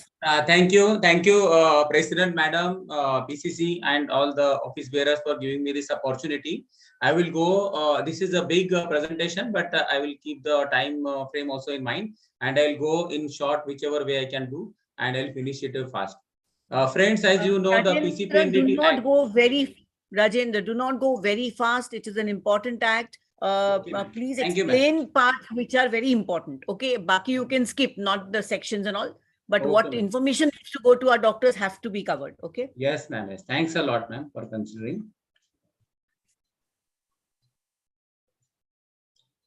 Friends, as we all know, PCPNDT Act is one of the draconian act, preferably after the amendment in 2013 also. It has become quite difficult to maintain all the records, and clerical errors are also considered as a criminal offense. And many times, just for clerical errors, our doctors have been booked and they have been jailed also.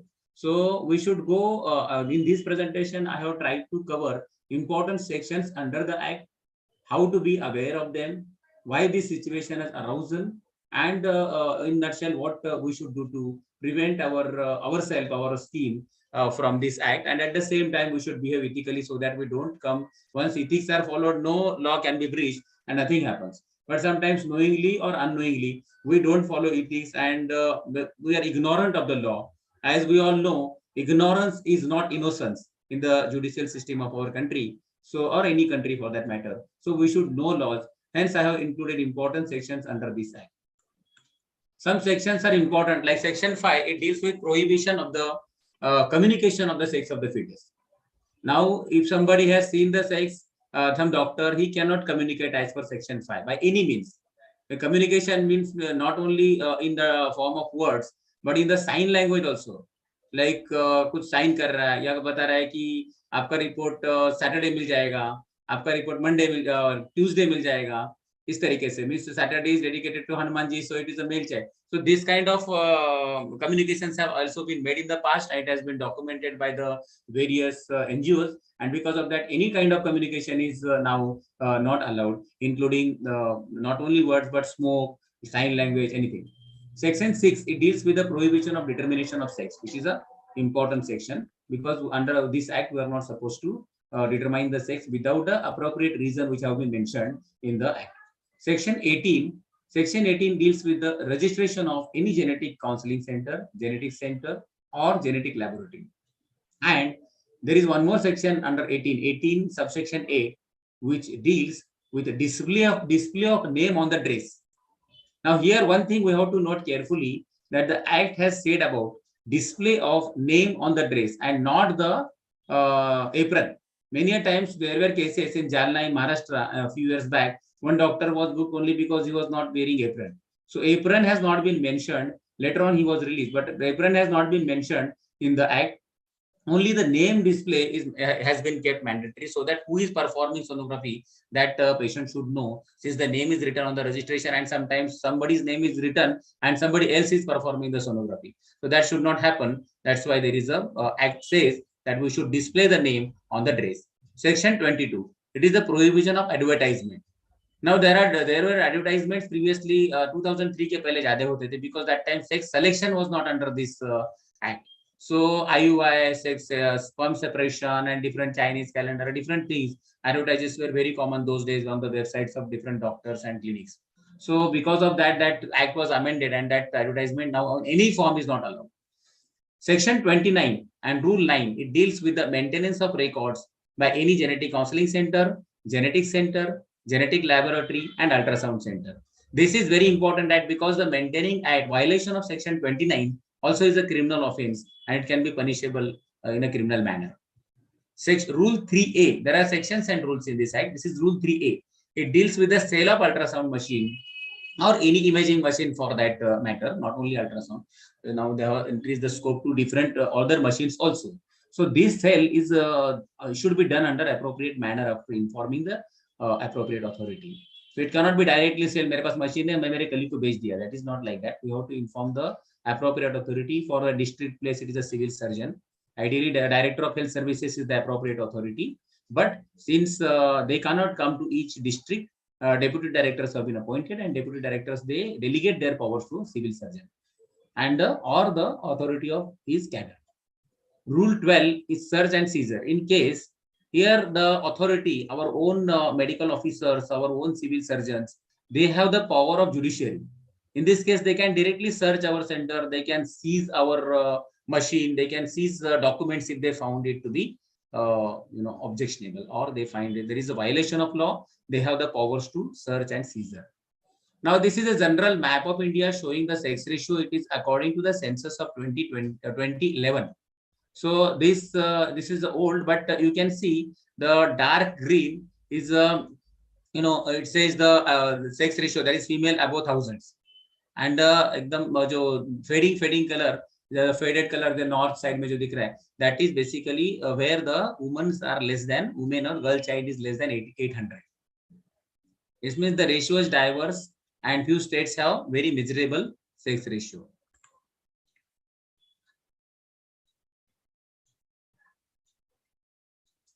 Now there is a code of conduct for appropriate authorities also. Many a times authorities come to our hospital, and there are incidences where they have behaved high-handedly. They try to insult our doctors. They try to terrify our doctors. So there are certain code of conduct which is applicable for appropriate authorities also, which has been mentioned in the act. What are those? Maintain dignity and integrity all the times. Means she should behave in a dignifying manner, and he should not degrade any doctor to whom he has come unnecessarily. Observe the implementation of the act in a balanced and standardized and unbiased manner. Conduct their work in just manner without bias. Refrain from making comments to demean the individual on the basis of gender, race, or religion. तुम लोग तो ऐसे ही होते हो, इस type से comments is not allowed for them also.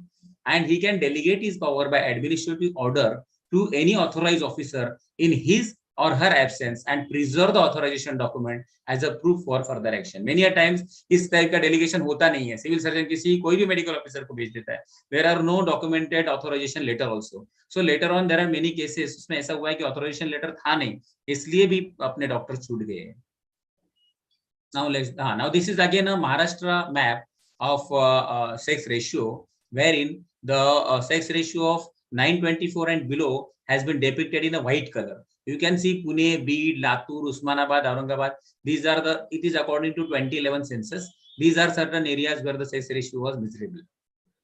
Again, this is a sex ratio of 0 to 6 age group, which has been conducted, and it shows that 850 and below का बहुत बड़ा इसमें zone है. There is a big zone, except for Konkan and some parts of Vidarbha. Many, it is because of this, it was interpreted that the districts which are little bit richer, economically better, they were having a bad sex ratio.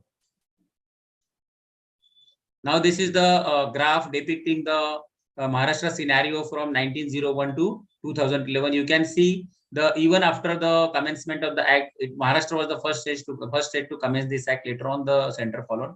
But in spite of that, you can see that from 1901 to 2011, the ratio has gradually declined as and as the facilities increase, the machines increase, the ratio has gone down. So that made the NGOs, that made the government to come out with an act.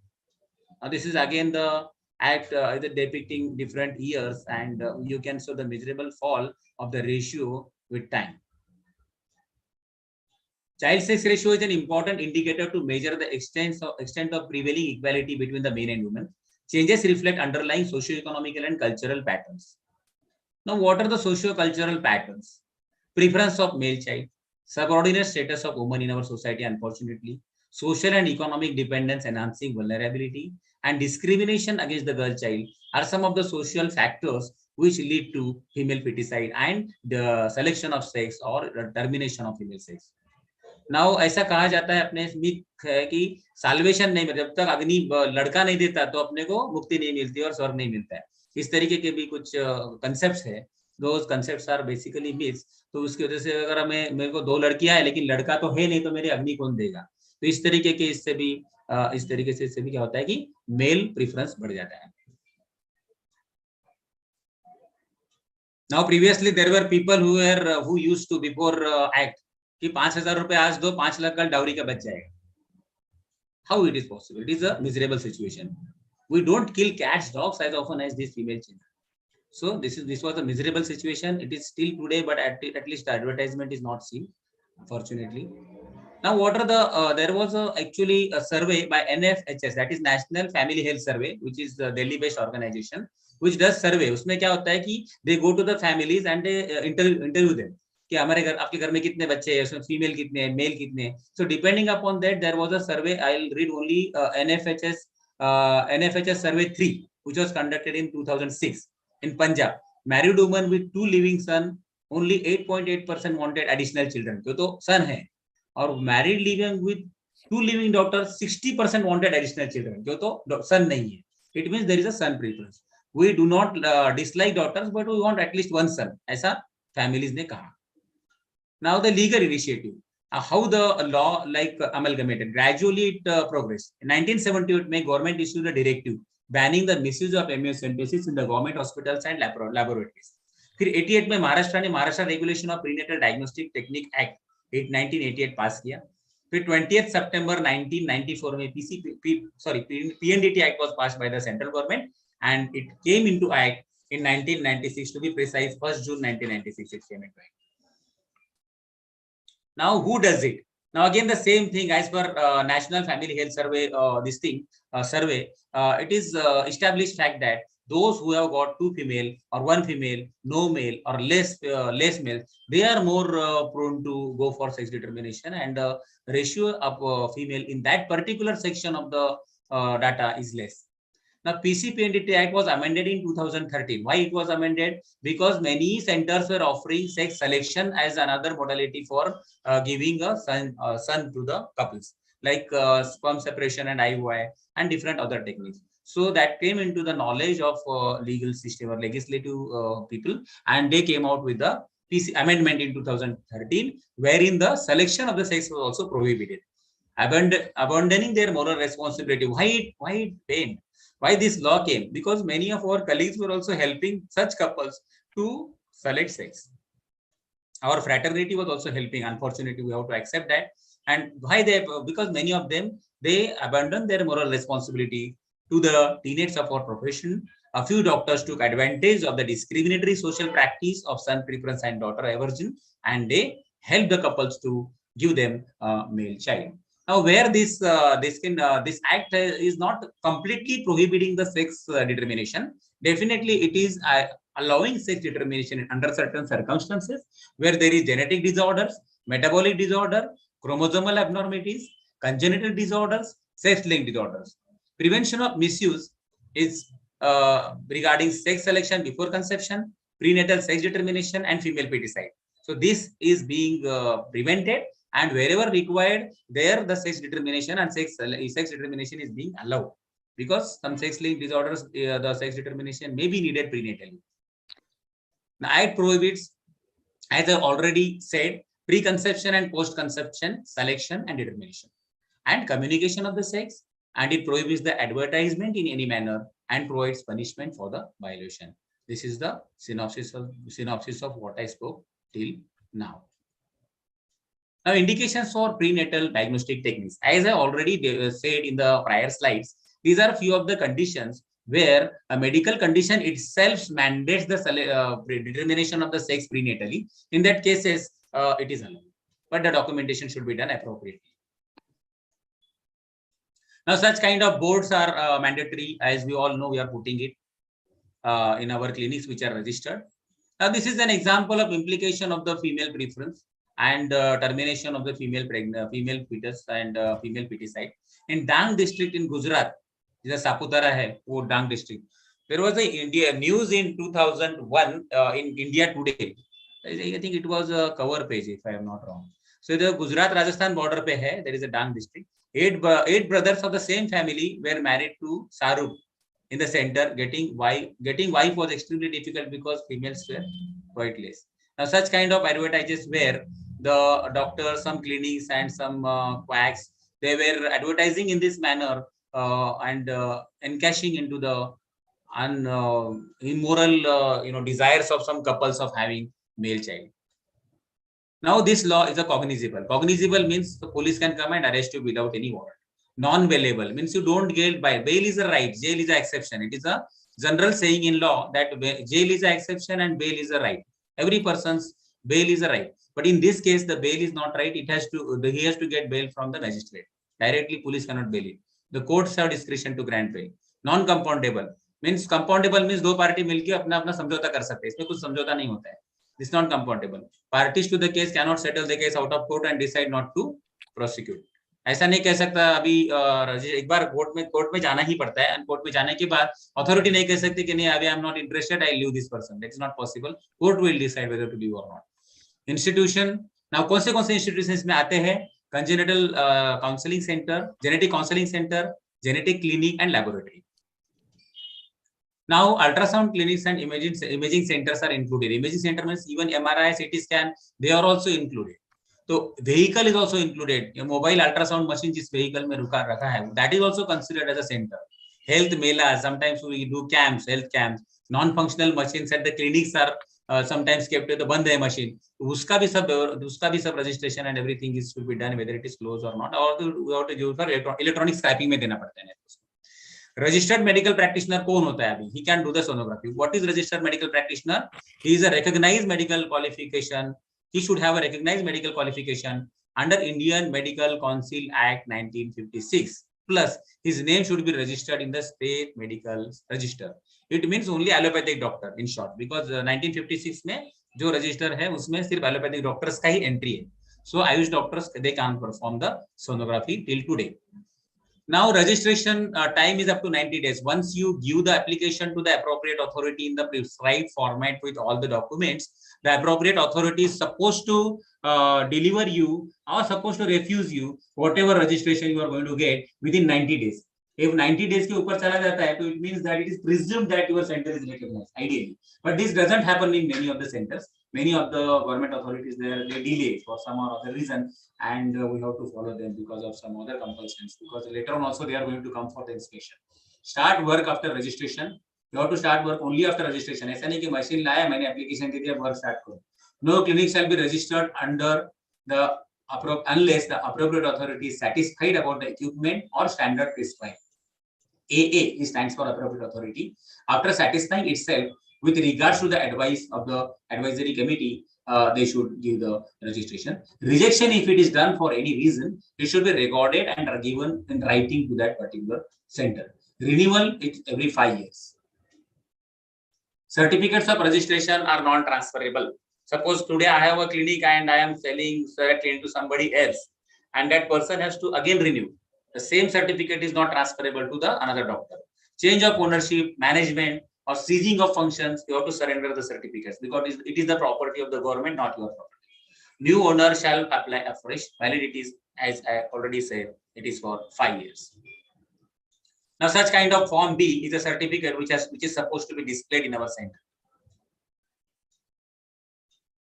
Now this is the central supervisory board. उसमें 2 women officers होते हैं. Vice chairman is a vice chairman of the Ministry of Health, is ex officio members, means by position itself is the member. I think this I'll skip because this is administration done at the central level, which is not going to affect us. Now I'll go for functions of the board. Functions means functions of the central and state boards. वो भी इतना कुछ जरूरी नहीं, फिर भी उसमें कुछ फंक्शंस उन्होंने दिया है. वो आके अपना इंस्पेक्शन करते हैं और अपने को रेगुलेट करते हैं. अपने को ऐसा लगता है कि उनका यही फंक्शन है, but they have many other things to do. They are supposed to bring awareness in the people. They are supposed to review the implementation of the act and advise the government regarding various protocols. But that how much time that is done is again a big question mark. Now, code of conduct. What code of conduct we should follow is very important. So I'll go in this slide a little bit detail. You have to display the board outside and at the place where the machine is situated. Again, it is quite not properly mentioned, but many authorities insist on 2 boards. One in the reception, one at where the machine is situated. Availability of the copy of the act in the waiting area and the sonography room. It means you should have 2 act where act ka milta hai wo act. It is available online also. You have to bring buy it, and you have to keep it in the waiting room as well as in the sonography room, preferably in the local language. In Marathi it is better. Display original certificate in the waiting area and the sonography room. Use of unauthorized machine is not allowed. Filling form F completely and signature of the concerned sonologist is mandatory. Authorized person performing sonography is mandatory. Submission, if suppose my name is written on the machine, on the certificate, and somebody else is performing, that is, he is also unauthorized person, even if he is a qualified gynecologist or qualified sonologist. Submission of report, monthly report on time is mandatory. Unregistered center carrying out techniques is not allowed. Unauthorized person carrying out the technique is not allowed. Form F not filled completely, it can be punished under the appropriate sections, and it is a criminal offense. Form F signed by person other than one actually performing the technique is also criminal offense. Form F signed by owner instead of concerned person is not allowed. Notice board not displayed is again a offense. Copy of the act not available. Again, if you the authorities कहे और ये चीजें नहीं है तो वो offense आपको office में बुक कर सकते हैं. इसलिए very important. Registration certificate should be displayed. If it is not displayed, again it is an offense. Photocopy of certificate displayed at the unregistered place. Okay, so that is also not allowed. किसी place unregistered है और किसी का photocopy लेके manipulate करके लगाया तो again that comes under different sets of another violations also. Monthly report not submitted to appropriate authority, not allowed. Unregistered nursing homes other than maternity homes, they can't get registered itself. Now sometimes अपने को है ना, we have to learn saying no without any reason also. Her no को there should not be any अरे मैं ये हुआ इसलिए नहीं कर सकता हूँ, मेरी मशीन में दिखता नहीं है. अभी ये बताओ कि 302 किसी को मालूम नहीं है इसलिए वो मर्डर थोड़ी ना करता है. अरे 302 है वरना मैं तो मर्डर कर देता है तेरे लिए. ऐसे नहीं होता है. तो we should just say no, ये इलीगल है, मैं नहीं करता हूँ. Don't explain. Registration of clinic is mandatory. Only one registration per machine is required. If there are more than one machine, then even if there are more than one machine, वो machine का number and MRC number is mentioned on that certificate. So there is no need of separate registration. Details of all machines, gynecologist, radiologist, along with their copies of certificates should be submitted. Portability of portable sono machines have been now banned. They are not allowed only. What should be done? Copy of registration of certificate must be displayed. Signage in English and local language must be displayed. Ensure that no machine and gynecologist attached to the clinic have been mentioned in the registration certificate. Form A should be filled completely, and monthly report should be given. All copies of Form F and monthly report should be preserved for 2 years, and the referral letters from the doctor should also be preserved. PCPNDT booklet must be available in the waiting room as well as in the sonography room. AA must be informed in writing about the changes in the machine or the radiologist at least 1 month before radiologist का बताना है. A copy of the same with the signature of AA should be preserved. Locum अगर किसी को appoint किया है तो in advance they have given 1 month, but many authorities they cooperate 7 days में भी दे देते. Be cooperative if AA visits your clinic for examining records. If you behave rudely or if you show them rules or something, then it unnecessary becomes a tussle between the two, and unnecessary he can come out with different points. Don't disclose the sex of child to anyone under pressure or any circumstances. Do not start sonography center without registration. Do not visit any clinic or the hospital for sonography unless it is registered under the PCPNDT Act. Registration certificates are non-transferable. Do not give your degree certificate to anybody. साहब मेरा machine नहीं अंदर आ रहा है, आप certificate दो, machine अंदर आ जाएगा, फिर मैं आपका नाम निकाल दूंगा. Such kind of request are there. मुझे भी आया था. तो this kind of this should be said no. Do not give experience certificate to anyone. Do not get scared to anybody if you are following the PCPNDT laws. Do not allow anybody to check your records unless the person is accompanied by AA or authorized by AA. Don't hesitate to ask for ID before you are allowing anybody to check your records, because they are sensitive records. NGOs on their own can neither instruct you nor they check your records. Areas of concern: lack of proper knowledge on the part of AA. Many times AA होते हैं, वो delegated AA होते हैं. They also don't know many of the procedures. Non-uniform implementation of the act as per their understanding and interpretation of the appropriate authorities. Making of laws by AA. खुद ही AA भी कुछ laws बनाते हैं. Apron घालायला पाहिजे. So different types of rules, they also come out sometimes. No time intention, mainly in case of registration. Areas of concern, same thing I will continue. New or renewal advance notice never given by A as per CSP minutes. Non-flexible behavior of some appropriate authorities also challenging for us to work. No proper coordination between center and state and district. Nobody listens to doctors at the government level. Like now, MTP Act has been amended, but many district, the state medical boards have not been formed. So there is no coordination. अभी 1 साल 1.5 साल हो गया.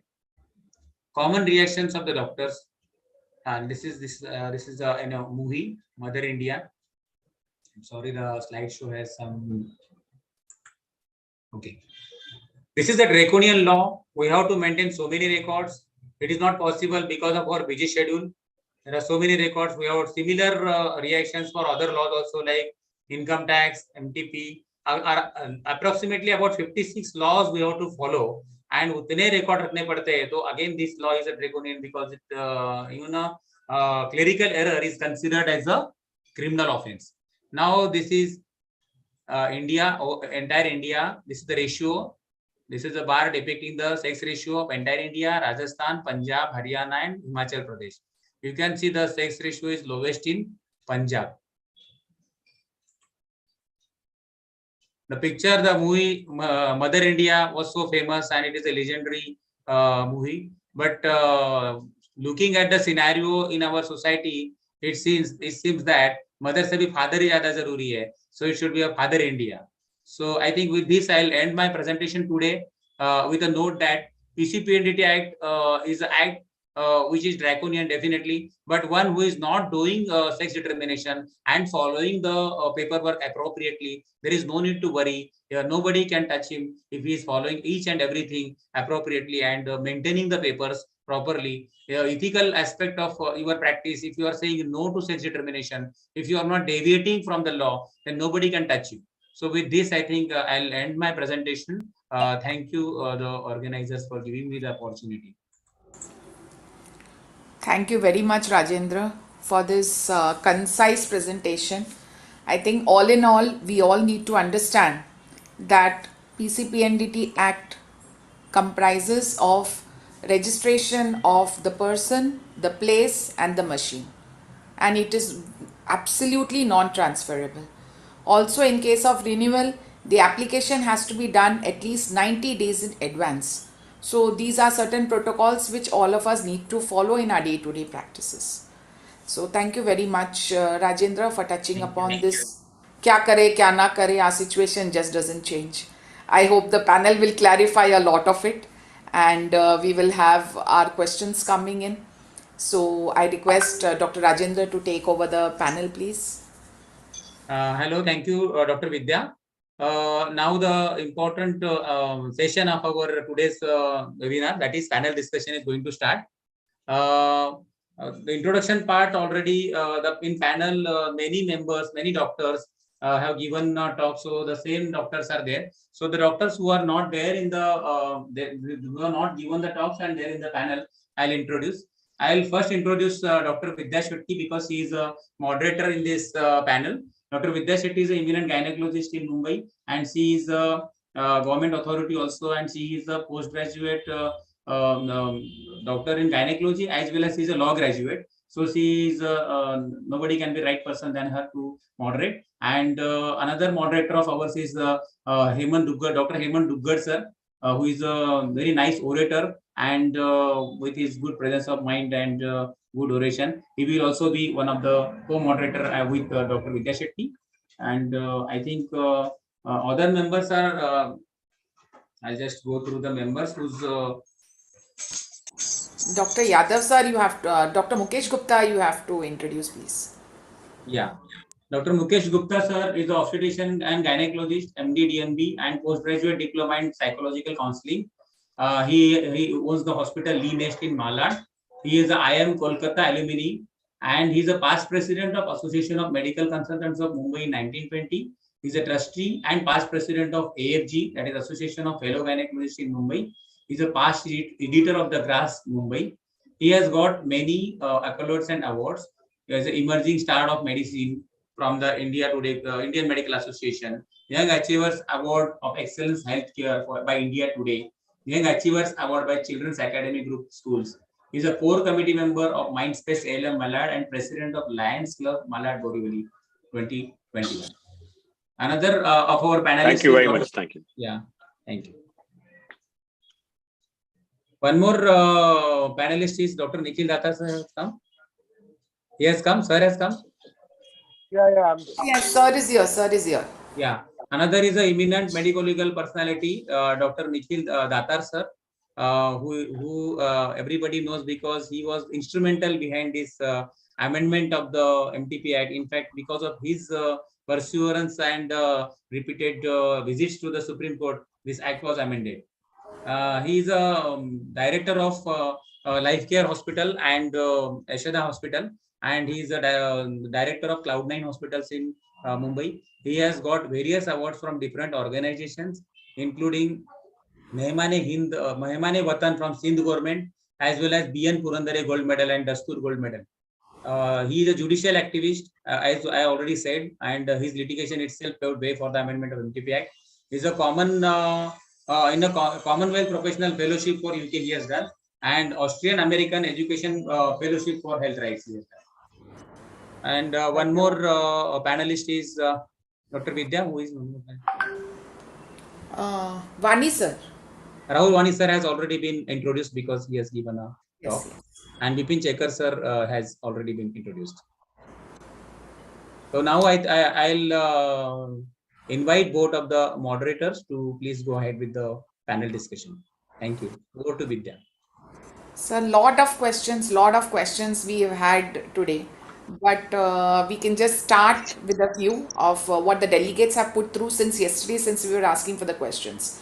The first one beginning, being a certified gynecologist, can I prescribe MTP pills on paper to a patient in a clinic setup when I am already attached to a nearby hospital with MTP registration? It is open to the panelist. Rahul, since you all dealt with that MTP Act, I think you could take this up. Rahul, are you on? Okay, open to any of the panelists then. So can I just take this question? Absolutely. Yes, please. I think, can I request the moderator? See, basically this is a webinar, no? So it's very difficult to understand whether any other person is answering or not answering. So if you can Yes, just point it to one person, it will be easy. Because Yes. we are not able to see I other also people, their reactions and all that. Okay.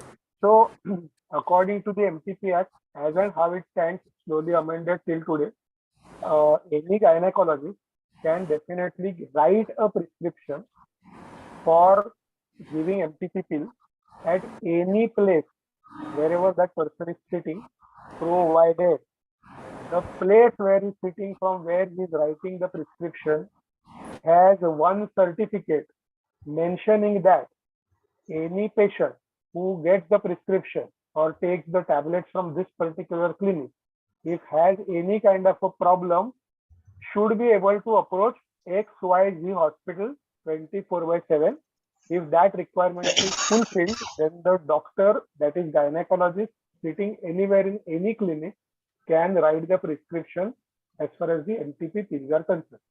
Now the 2-3 important things. Question number 1. Now, if it is only giving tablets, then does he or she require to fill up the form? Answer is yes.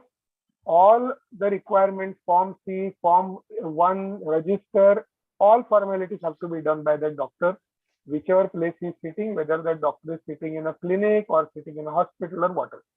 Now, the biggest problem that is going to come up, especially after the amendment, is that how do you write the prescription? Because on prescription, you will require to write the name of the woman. However, according to the previous law, which is not still changed, at no other place except Form C, Form 1 and admission register are you supposed to write the name of the person. So then are you going to give the prescription in the, according to like instead of name, you write the register number or something of that sort? If you do that, then you have kind of technically done it in a wrong manner as far as the prescription guidelines are concerned. And we don't have an answer to this particular question. Likewise, there are hundreds of such problems that I have pointed out as far as the amended MTP Act is concerned. And that is why you must have very recently read in the newspaper just about 2 days back that Supreme Court, so I have approached the Supreme Court again, and Supreme Court has already issued notice to the center on the basis of this particular new petition that I have filed challenging the amended MTP Act to find out and showcase the flaws in the amended MTP Act. So I suppose that I hope that it doesn't take another 12 years for this new amendment to come, and I hope that it gets amended again and streamlines all these little difficulties so that we are kind of, we are very sure of what we are doing.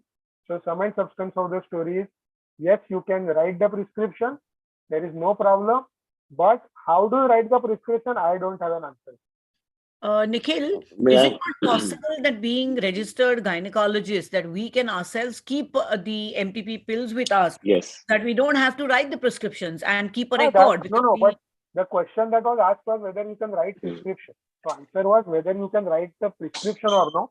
I mean, of course, most of us are keeping pills with us, so question of writing prescription doesn't come into picture at all.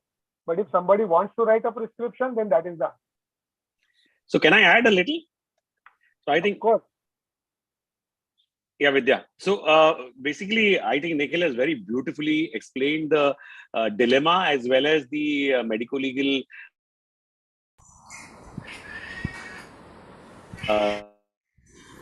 necessity for going through when you're giving a prescription. Because if we follow the prescription norms, the basic guidelines, and also what is needed for prescription, we need to mention the name and detailed information, diagnosis, age, etc. But on the other hand, MTP Act is asking us not to. So this is a very challenging issue. So I think 2-3 points I wanted to add. One is this, that what Nilima mentioned, that as a registered medical practitioner in a registered place, which is legally registered as a clinical establishment, and with a certificate which is on display, which clearly mentions that in case of emergency, this so-and-so doctor has an access to so-and-so hospital for handling the emergencies. So with all the detail and contact. And I would go one step ahead, that whatever paper that we are handing over to the patient, we should mention in that in case of emergency, contact this number. This is extremely a useful tip. And of course, dispensing these medications, we need to be careful about not just only dispensing it with the right instructions that we want to give, but also maintaining our record of register of dispensing any of these drugs and the details for the same, because as per the FDA requirement, we need to, so it may not be under the MTP Act, but it is under FDA requirement that we need to, all uterotonic drugs, whichever we are giving, not just uterotonic, actually any drugs, we need to maintain the batch number, expiry date, the number of tablets which are given, and on what date it is given, etc. So these are the few tips that we should carry back today. Thank you. Thanks. We need to add and keep the bills also of this. Proof of purchase. Is it mandatory to have a sonography prior to giving No. these tablets? No. So what happens if suppose it's a ectopic pregnancy which is misdiagnosed? Yeah, but I as would far like as to the answer guidelines, this. Government of India guidelines are concerned, you don't require to do an ultrasound. So if at all suppose you land up into a problem, and if you show that I have followed this Government of India guideline, whereby it is crystal clearly written that if you have no clinical suspicion of having an ectopic pregnancy, after doing a thorough clinical examination and history taking, you are all right to go ahead and give MTP pills without doing a sonography. However, as an abundant precaution, if somebody wants to do more than what is minimally required, nobody is stopping you from doing it. But more than that, so I'm answering the question on minimal required. See, I think you should answer it. What Nikhil is saying is, once moment It we is say not this on a platform, obligatory. that It it is is not necessary. obligatory. That means we are giving a message that everybody needs to get it done. But as a good practice norms, it makes sense for us to get a sonography to check the hemoglobin and also the blood group.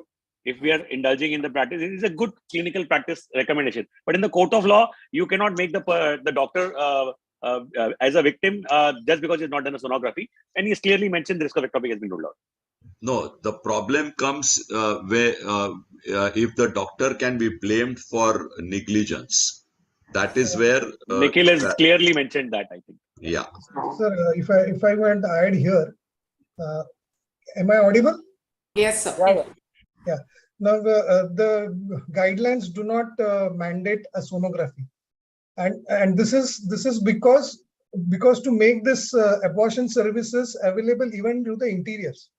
Now, everybody does not have a sonography machine, and it is not feasible for everyone to go and get a sonography done, especially in the rural areas. So that is why this clause is there. So what you need to show is you should be able to justify that I have examined the patient carefully. I have done a per abdomen examination. I have done a per vaginal examination, and by clinical assessment, I have ruled out an ectopic. So that is enough to justify in the court of law. Okay, I have done whatever clinically I could, and that is what you can present in the court. Sir, A lot of us have stopped doing vaginal examinations.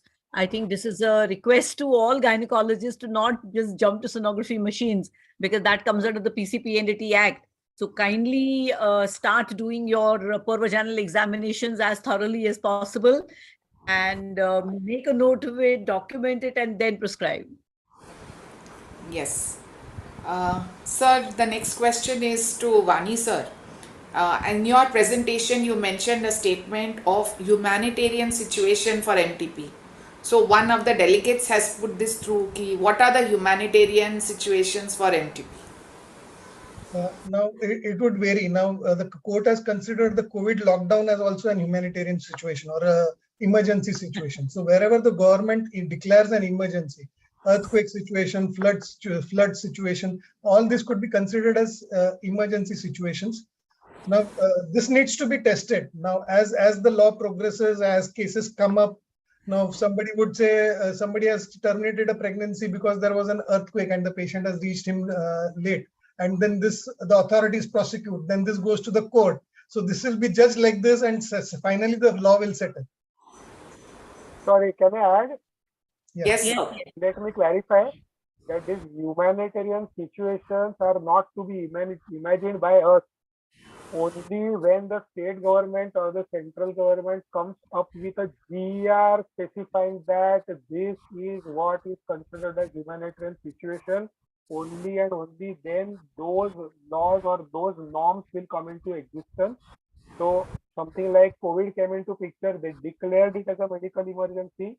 Okay, the application of law was made to the country, and that is why the situation got changed. So please don't think that last time there was an earthquake, next time the earthquake aega, we will start terminating anybody's pregnancy. No, that is not what it is. It has to be notified by government.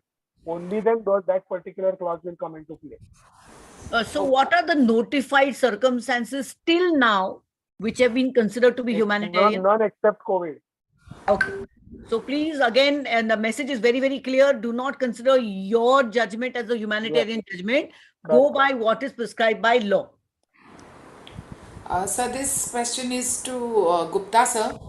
They say that the sonography that we advise a antenatal patient, is there any proper norms that the sonography should be advised at this stage of pregnancy, and if it is advised by the obstetrician and not done by the patient, how can the obstetrician be considered for medical negligence?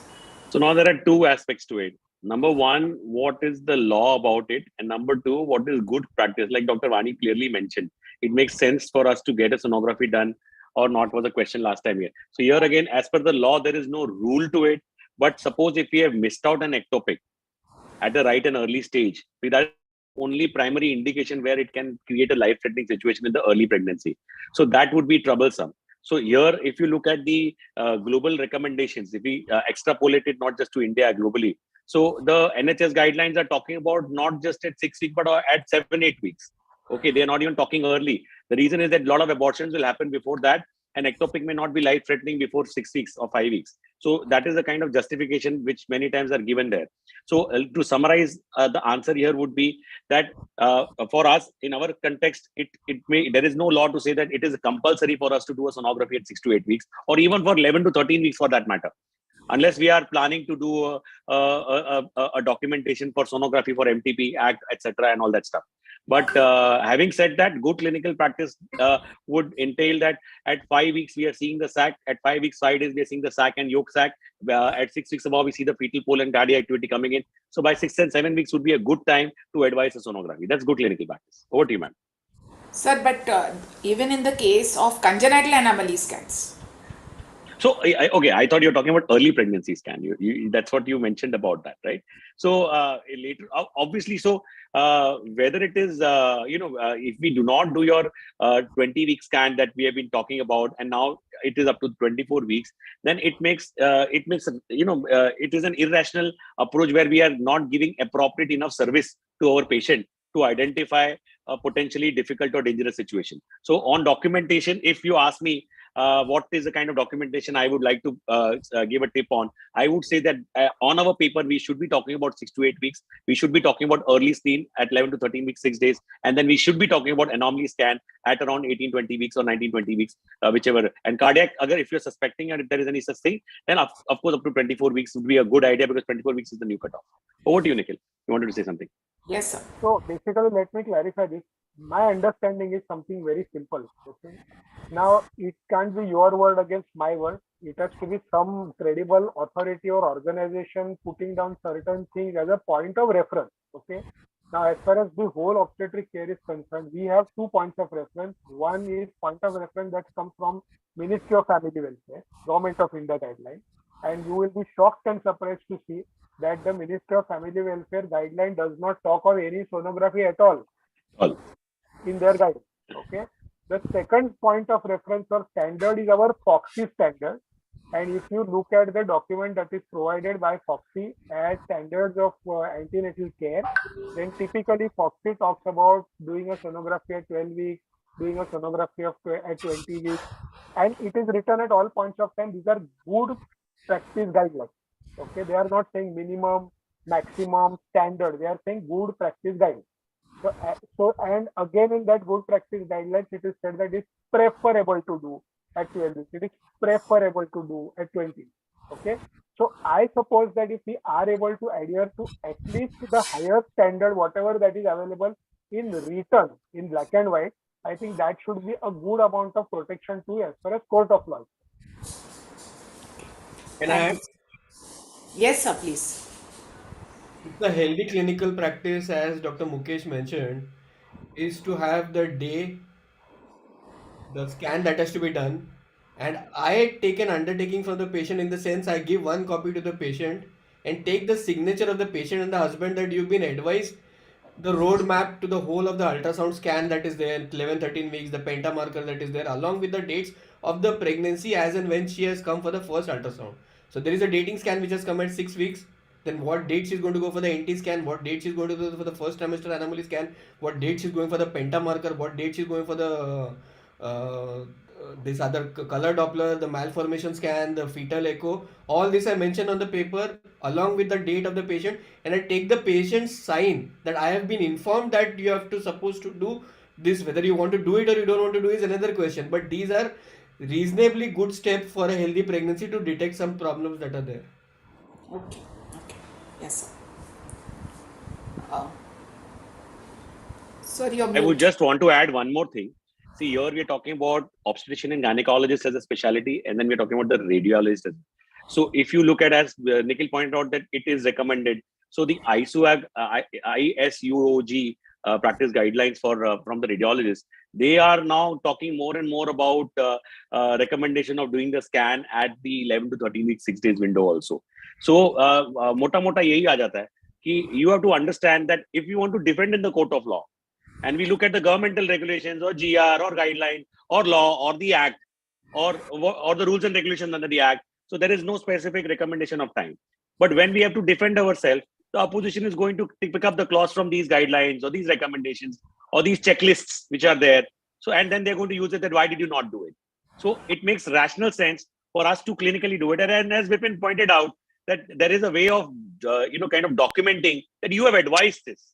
So you cannot, so for example, a person comes at 24 weeks or 28 weeks for that matter with an anomaly and say that I had been to the doctor so many times, he never advised sonography. So to defend that, it is going to be a tedious task. I'm not saying impossible task. Okay, if you have a smart liar, everything, but it is going to be tedious task. So what is the rational thing that in the good faith and for the benefit of clinical benefit and otherwise for the patient's desire, I would say that the checklist guidelines would go at 6 to 8 weeks to rule out multiple gestations and ectopics, and then around 11 to 36 for early scan, and then 18-20 for anomaly. And if there is some cardiac risk or other things, then, and since the cutoff is 24 weeks now, we can offer an option of 24 weeks. So this is what is my suggestion. Thank you. In fact, the crux is, as you mentioned about the defense, is possible only this happens because n number of cases have come where they've advised anomaly scan. There are n number of questions also that I have missed or the radiologist has missed, or what next. So if you have taken the patient sign on that particular this that you've been advised an anomaly scan at this can act as a reasonable method of defense. Something is better than nothing. Having a paper which doesn't mentions anywhere what is there, the patient sign and the husband sign that the doctor has advised this investigation on this particular date will help you in the court of law. So this is the practice tip. The practice tip which Vipin gave. So even I have been following this. On the first time when they visit, we give them a planner, and we hand over a planner to them. And in that, all the date timeline and dates have been given for all the various investigations. And then whenever they come the next, it is not just us, but it is also the patient who's doing shared decision making. And our whole team is aware. The patient walks in, everybody knows, okay, apna scan hai. Everybody knows. So it is easy for appointment scheduling, easy for your team, easy for the patient and their relatives also, besides our medical legal safety. Sir, one more thing when we are talking about this sonography, now for PCPNDT it is mandatory for a gynecologist to give a requisition. An obstetrician has to give a requisition which they have to attach. Now if we have given a requisition at a particular date, the validity of that to be used in the PCPNDT will be for any period, any particular period? No, there is no such law. Once you have बहुत सारे लोग हैं जो हमने उनको 18 weeks पे लिख के दे दिया और पेशेंट अपना 7th मंथ तक जा ही रहा है और 7th मंथ में जाता है स्कैन करने congenital anomaly. So will that हम लोगों को requisition हमारा वैलिड होगा नहीं होगा? That's what the delegate asked. It depends on what we have written on the requisition. Sir, congenital anomaly scan. If we have written a blanket note, then we are at a questionable situation. But if you have written on a specific thing that it should be done at, so sometimes it may make sense that congenital scan, and you write down the weeks of gestation, then everything falls in place for us. दिया है कि on this date I have advised a congenital scan and the patient hasn't gone. So you have a defense, but the patient has a flexibility if you have not written the date of One word of caution over here is when you make your requisitions, please date your requisitions on the date in which you have written them. Do not give a post-dated requisition to anybody, because then if they have not come to you, that becomes a problem. So if you're seeing a patient, say somewhere around 14 weeks, and you want to recommend an anomaly scan at 18 weeks or something like that, then your date has to be on the day that you are writing. And in the requisition, you have to mention that 18 weeks falls on so and so date. So between this week to this week, please get your anomaly scan done.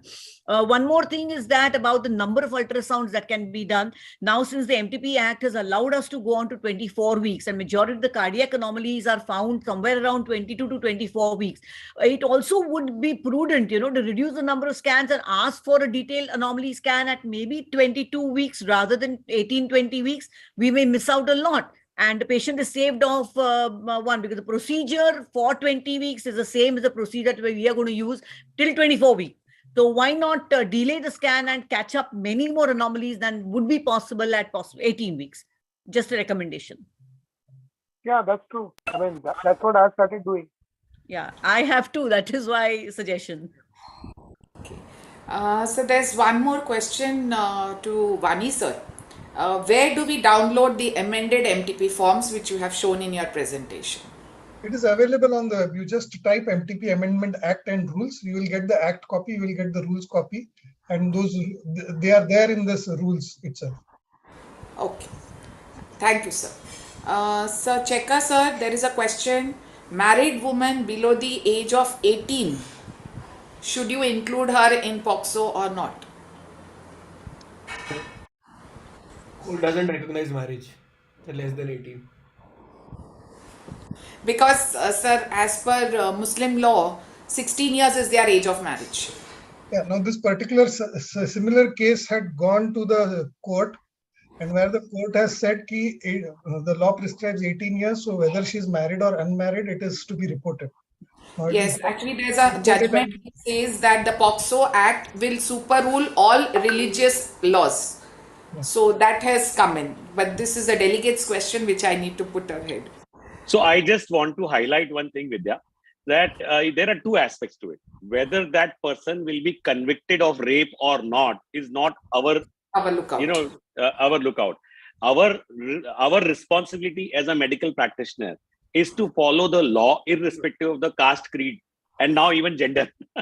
So Yes. we need to follow the law, and as per that, we need to do our job of making a medical legal case. So there is also one more twist of the story that the couple says, "नहीं हमें तो case करना नहीं है, हमें नहीं जाना है, हमें कोई complaint नहीं करना है." Then this is a standard thing, But still, he said, "Yeah, we agree, but as per the law, we need to do it."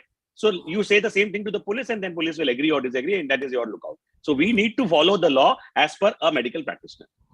Yes. I will just 100% agree with what Mukesh said just now, and I will like to reiterate this, that please do your own job 100% sure shot. Nobody can stop you from doing your job. You can't kind of, keep on dilly-dallying based on what patient wants and patient doesn't want. There are certain legal requirements. You better follow them and be safe as far as medical legal problems are concerned. Yes. One small bit from my side for practical reasons. Many a times when a patient walks into your cabin, you don't know what you're dealing with. Once they start talking, you realize that, oh, this is a below 18. Oh, this could fall under the POXO. So please remember that do not give the option to the patient of, I don't want to deal with this. Please leave my cabin. No, you've already started dealing with it. So in fact, you should start documenting, make your paper properly, because this patient may not want to go to the police later. But you need your documents in place to start taking the history, start writing, start doing all that. Then tell the patient that this falls under POXO and you have to inform. Whether the patient wants or not is not your option. You have to inform. So immediately take the copy of your consultation paper and inform the police whether the patient waits in your waiting room or not, whether the patient wants to go to the police station or not. You can always tell the police that the patient did not wait, because nowadays we have CCTV cameras, so you cannot get out of this saying that मैंने तो patient देखा ही नहीं, वो तो आया ही नहीं मेरे पास. No, because he's already come into your clinic, you have already come to know about it, and you have already started the consultation. So be careful, document this, and inform the police at the earliest whether the patient wants to or not, whether the patient waits or not. The further thing is for the police to find out the patient, where the patient is and all. That is in the police hand. You are not the investigating agency. I will once again agree 100% with what Nidima said, and I just want to share a true life experience and example. Very, very recently, I had one call from one senior gynecologist from Mumbai itself. He told me that I'm not interested in handling such kind of a case and all that kind of thing. In spite of telling everything, okay, she told the patient, please go away. Or jate jate, just because she was looking very pale, that young girl, this lady gynecologist wrote a requisition for doing hemoglobin. So she told her, do this hemoglobin, go to KM hospital or wherever. I don't want to do anything. And she sent her up. Now this lady got the small child, I mean that girl, she got her hemoglobin done. The lab report said that she was referred by such and such doctor and all that kind of thing. She kept on going from place to place to place to place. Finally, she reached KM hospital. In KM hospital, MLC was made, and smart police, they kept on tracing backwards, and that they caught hold of every radiologist and every gynecologist. And you know what happened, probably would happen down the line after that. Since the program is getting recorded, I don't want to say actually what happened after that, but anybody's imagination can be wild enough to know for sure what must have happened after that. One more thing is you're not complaining, you're just providing information. Whether to file an FIR or whether to go, proceed legally is between the police and the patient and the relatives. So you do your job, provide the information, and rest is on the police and the relatives. So there is one important clause that we need to understand in the POXO Act.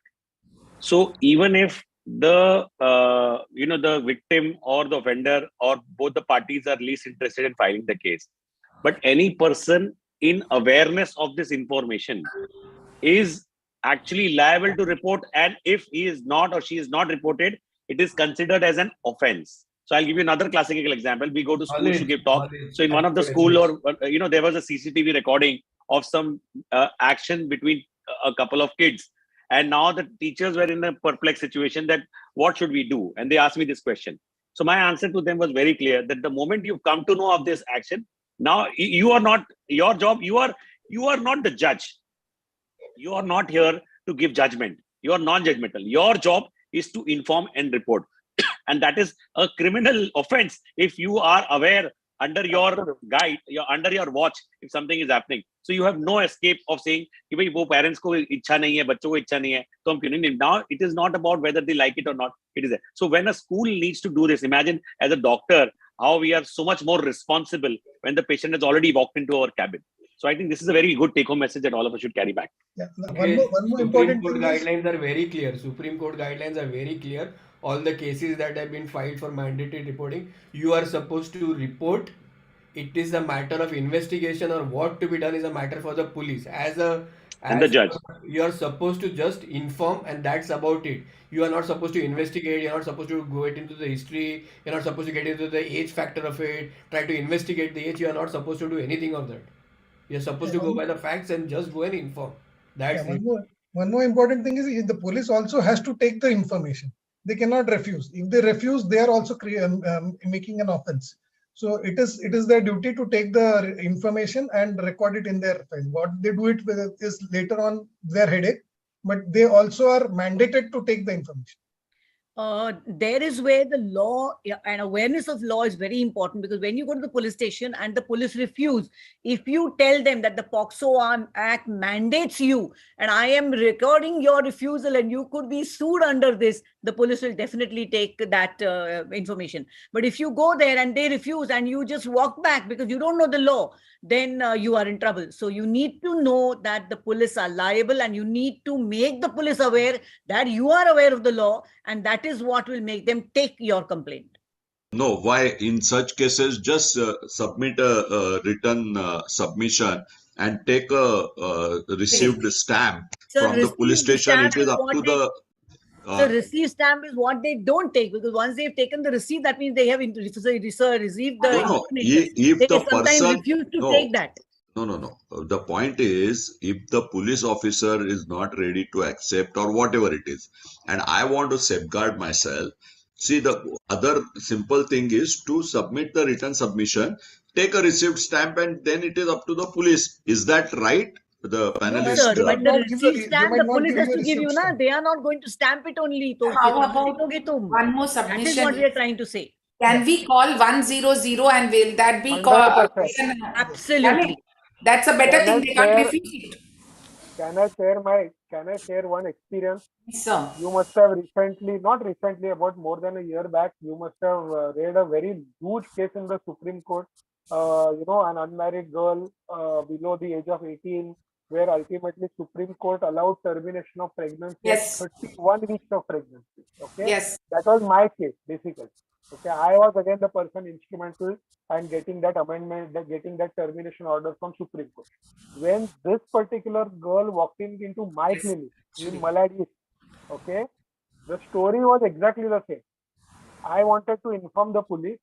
I called up my local Dindoshi police. They said, where is the woman staying? She stays somewhere else, in some other place. Go, you inform them. Then I called up that police station. They said, no, लेकिन वारदात कहाँ हुई? वारदात हुई बोरीवली में. So inform the Borivali police. Ultimately, what I did, I just simply dialed 100 number within 15 minutes. Because all calls in 100 number are recorded. So within 15 minutes, From nowhere, a big police van came with all female officer, everybody. Okay, so you don't get into this calling all that kind of thing and sending letters. As far as possible, nobody wants to have headache.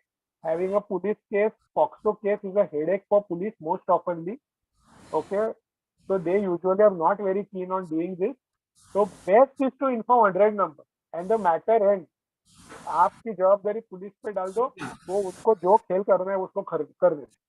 Yes. This is 100% true for the 100 number.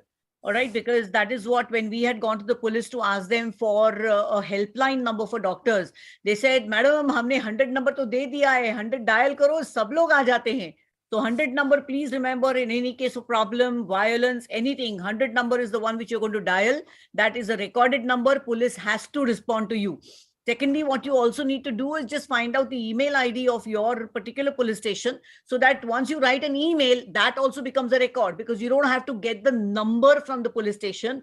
You have to only provide information. So if you have an email ID and you have sent the email and the email gets sent, that is your evidence that you have informed. So can I add, Vidya? So Yes. a quick bit. So basically, this is POXO Act Chapter 5, Section 19, which is specifically talking about reporting of offences. So let's understand that the moment we are aware, it clearly states that under this act, it is likely to become, if you come to know about the offence, or it is offence is likely to be committed, and or has the knowledge that such an offence has been committed, he shall provide information to a special juvenile police unit and local police unit. So local police unit is what is our easy access. So we do that. And by 100, it is something which is recorded, documented, and the statistics is audited. What is the, so you will many times, आप जब phone करोगे इधर आवाज आ रही है या दंगा हुआ, you will get a call back, because they are supposed to complete the circle of communication, and they'll give you a call back whether action has been taken or not. And they are auditing their reports. So that makes a very common sense for us, because the moment then it has gone to 100, it will come to the local police and they cannot not pick up the phone. Number one. Number two, how will you report? We actually, we have to give it in writing ideally, and this has to be read over to the informant, and then it is entered in the book of the police. That's the process. But I will go one step ahead. Why is it problem with these police station is that within 24 hours, the law states that the information has to reach the special juvenile police unit or the child welfare committee. Okay, so that is the reason the moment the complaint is logged in, they are in a timed, action. They are bound by this law. So that's why they try to dilly-dally. So we have to do our job. So I think this is, to summary, number one, 100 is the gold standard. It is very helpful, but we need to also understand that the next important step is, it is not going to get complete till the local police is taking it, the complaint. So 100 mein bol diya, mera jawabdari khatam ho gaya nahi, because documentation is necessary, because to make those call as a documentation, the court is a difficult task. Second is email, which has been mentioned by Nilima earlier. And last but not the least is, see to it that the local police reaches us, and we all gradually have relations developed in the local police station. So it is not going to be impossible for us to handle that. Last but not the least is, I'll give one story quickly. I had a couple, boy and a girl, both of them underage, so-called married, and they came to me. And then I actually, talked it out with them. And then the father was not very happy, and there was a lot of dispute. Ultimately, I informed the police. I said, I am not waiting. But वो लड़के को arrest किया. फिर 6 महीने बाद लड़की 18 साल की हो गई. फिर वो बाहर आया, शादी किया, बच्चा पैदा किया, मेरे ही डिलीवरी कराया, everything. But the police complaint was done, and then he followed up in the court, and the judge took his liberty afterwards. So I think this is something which is not our job. Said that this is the norm in all POXO cases, 75 to 80%. You talk to these POXO lawyers or somebody, this is the norm. This is what the affidavit has to be filed. This is the only way the boy gets out. The boy is arrested. He goes for 3 months. He doesn't get bail. The court takes cognizance of it. Then he files an affidavit in the court saying that I am sorry, this thing, that thing, we had mutual love. The girl goes and files in court affidavit that this was a mutual consensual sex. Then the court takes a leniency. Then the court asks an affidavit from this guy that are you going to take care of it? The guy says yes. And then this thing is there, but the charges don't get cancelled. So we do, again, the summary is, we do our job. Don't forget that. That's it. Okay, one more. I found one point where I can market the AMCON. We are having a talk on judicial activism, and I am very sure that all of you should attend the AMCON and get inspired by the talks in the AMCON for judicial activism. I see a lot of scope. or in POXO where doctors, we as a fraternity are seeing these problems. And just like we want to protect our female children, we want to even protect our male children. All right. And the onus is on us to take it up actively. Write to us about all the problems that you're facing socially and how the POXO Act can be changed or amended by us as a fraternity. I think let us take it up on ourselves this time and proceed to the next question. Datar sir, unmarried woman comes for MTP. Should a negative consent be taken for not sending POC for DNA? And or it is not required. If it's not required and later she files an FIR saying that her partner had raped her, what does the doctor do? No, why do you require to send POC and take consent? I don't understand. See, Sorry, okay, sir. let's analyze the situation. In short, is she a major woman or a minor woman? Major. Major. Is she married or unmarried? Unmarried. Unmarried. Is there any difference between married and unmarried woman under the law? There is no difference now. So any major woman who is pregnant, irrespective of her status of marriage, okay, she remains technically same as far as we are concerned in MT. What is Yes. your concern? Our concern is that tomorrow she should not say that, well, actually it was out of rape and my partner joined hands with the doctor, With the doctor. okay, and got my MTP done. That's the only concern that you have got, right? Yes. So for that, when you are admitting this woman for MTP, you take a letter from the woman herself that I am unmarried, I am so and so, I had consensual sexual intercourse with so and so, I got pregnant, now I'm requesting you to do MTP. So matter ends there, no. Why do you require to talk about sir मी तर indemnity bond घेतो 200 रुपयाचा म्हणतो ते Vipin, I think indemnity Vipin, bond you should घेतो मी also. तुम्हाला पाठवतो केवढे इंडेमनिटी बॉन्ड्स पडलेत माझ्याकडे असे The moment I realize there is some sort of a dispute, that notary person के पास भेज के पूरा indemnify करा के लेता हूँ मैं. I have got one pro forma made of that indemnity bond after I spoke to Nikhil and my lawyer, and I've got it printed, and that is the thing which I give to the patient for that relative, that this is what you are going to sign. If you are ready to sign, then only come and do a MTP at my place. So she indemnifies the hospital, she indemnifies the doctor, she indemnifies everything.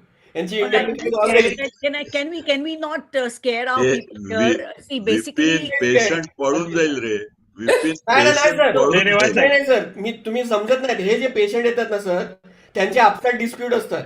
तिची आई सांगते नको ठेवू, मुलगी सांगते मला ठेवायचं आहे, मग घरी जाऊन भांडतात. मग तिथे तिचा बॉयफ्रेंड असतो, बॉयफ्रेंड फोन करून मला धमकी देतो की तुम्ही बघा तुम्ही एमटीपी केली की तुम्हाला प्रॉब्लेम होईल. तर हे सगळं हेडेक कशाला पाडायचं? तुम्ही मला करायची एमटीपी, पैसे चांगले देतोय, मी जाईन कोर्टात आणि जे आहे ते मी उत्तर देईन. मला इंडेमनिटी बॉन्ड पाहिजे तर मी इंडेमनिटी बॉन्ड करून घेतो.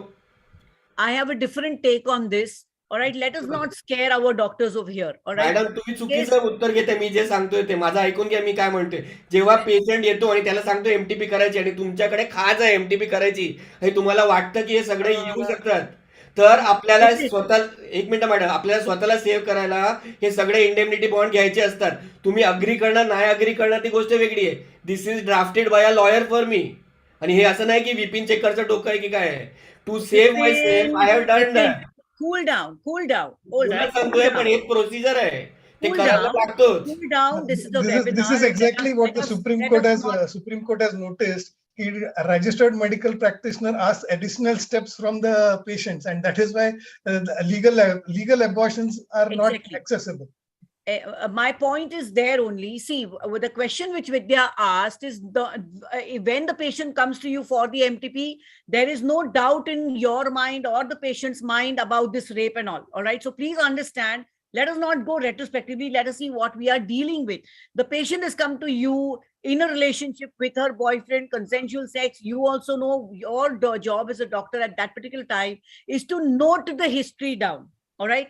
Later, when she comes back, listen to me. Later, when she comes back saying that, oh, it was a rape, you noted down in your history that it was a rape, and the case begins then. So when you are doing MTP is a protective act.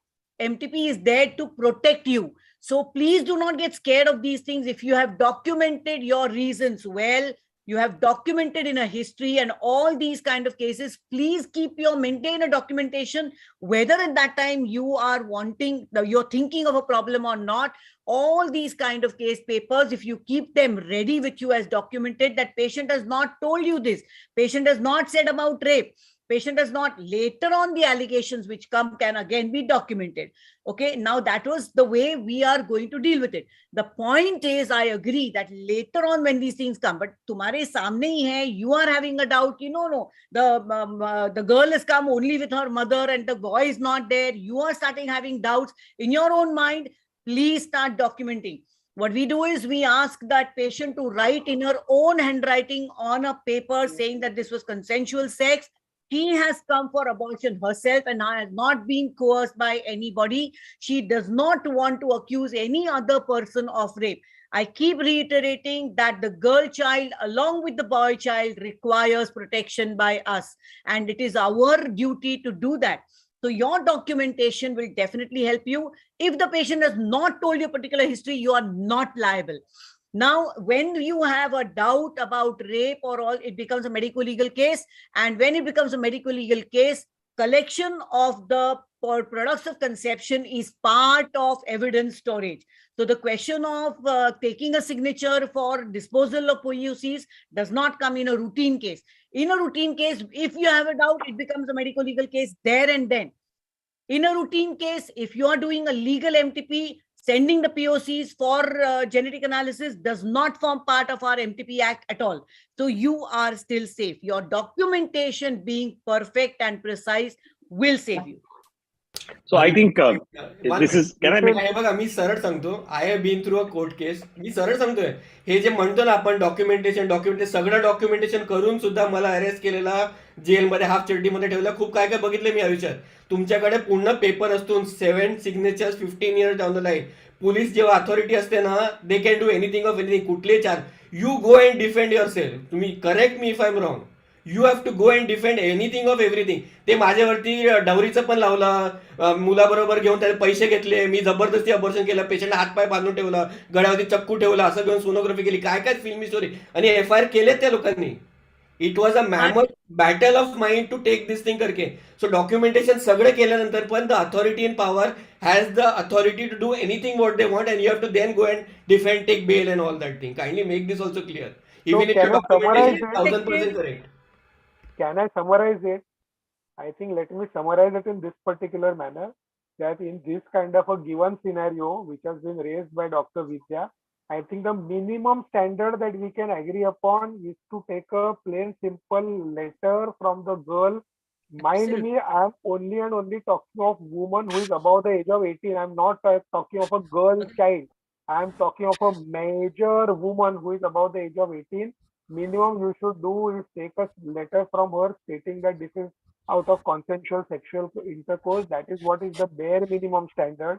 Now, somebody like Vipin who has gone through, a very bad kind of an experience may want to escalate it to indemnity bond, and there could be somebody who may say that I want an affidavit, and somebody may say that I want a affidavit which is notarized. But these are all individualistic kind of standards set by people. I think minimal standard that we can agree upon is to have a letter from a woman, and please don't make a woman write a letter on your letterhead. Okay, she has to write a letter on a plain paper or her own letterhead if at all, but not your letterhead. That can be the Agreed. minimum standard. That is, I think, agreeable to all. What Nikhil, Can if the girl, I have a if comment that here, please? major, Mukesh, just one question regarding, because what Nikhil was talking about is that the unmarried major girl comes with saying that my boyfriend and we are going to get married, but it has, it basically, when she says it is a consensual sexual relationship, and now they want to abort it. Even in such situation, the letter from the girl or letter from both is required. So first and foremost, there is no question of letter from both. Whether it is a boyfriend or a husband/boyfriend have got no role to giving consent for termination of pregnancy. That is number one. You might note that whenever I answer the question, I never use the word abortion. I always use the word medical termination of pregnancy or termination of pregnancy. Kindly note that our law does not talk or use word abortion. It only talks of medical termination of pregnancy. God alone knows what it means to them. Okay. Unmute, You got unmute muted. yourself. Unmute Nikhil, yourself. unmute. Nikhil, unmute. So, Ha. Okay, number tell one. it again. Now Ha. the question is that if you have got a doubt that these so-called boyfriend, girlfriend, etc., may later on cause problem. I mean, they may later on have a problem, and in their own fight, they will drag you in between. If you have that kind of a doubt, then you can take abundant precaution. Now, the truth of the fact is, today everything is happening goody goody. There is no question of you having a doubt over there at this point of time, right? You only have a choice whether you want to safeguard yourself in case if they have some kind of a dispute among them. I personally feel that if they are not legally wed, there is, and if that woman is anyways telling you, she is anyways telling you orally, na, say, Baba, it is not out of sexual, I mean, it's not out of some kind of an offense or something like that. It is not out of rape. She's anyways telling you, na. So if she's telling you orally, why can't she not write it on paper? What is so sacrosanctal about it? I mean, she says it orally.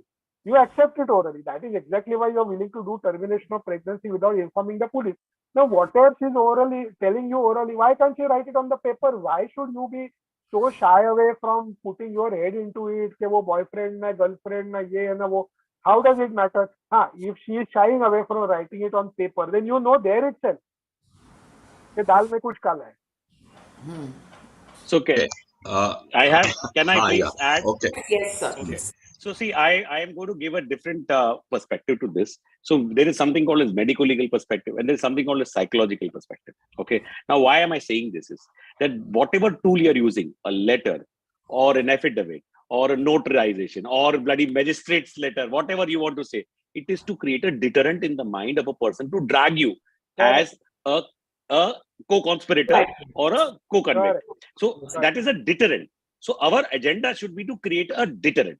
Okay. Now, even if whether you have put it this or you say affidavit was under coercion, now you have to fight it that it was not under coercion. So if they want to drag you, they can anyway. So I think what Vipin has mentioned is वो कहावत है ना दूध का जला छाछ भी फूक फूक के पीता है. So he is not wrong in what he is saying because जिसकी जली है वो छाछ भी साथ में सफेद है शायद जलेगा फूकेगा. But we at this platform we have to understand that there is no statutory requirement of any such letter because Dr. Vani has very categorically mentioned the law was designed to help the girl or a woman to get safe abortions from experts like us. So we should not create deterrence for her to be scared and to feel judgmental. Number one. Number two is the moment she writes something down, as in simple plain, but I'm doing it on my own free will without any, force or coercion. I request and I ask for help from the doctor to do the same, whatever way. So the point is that she knows that she's given something in writing.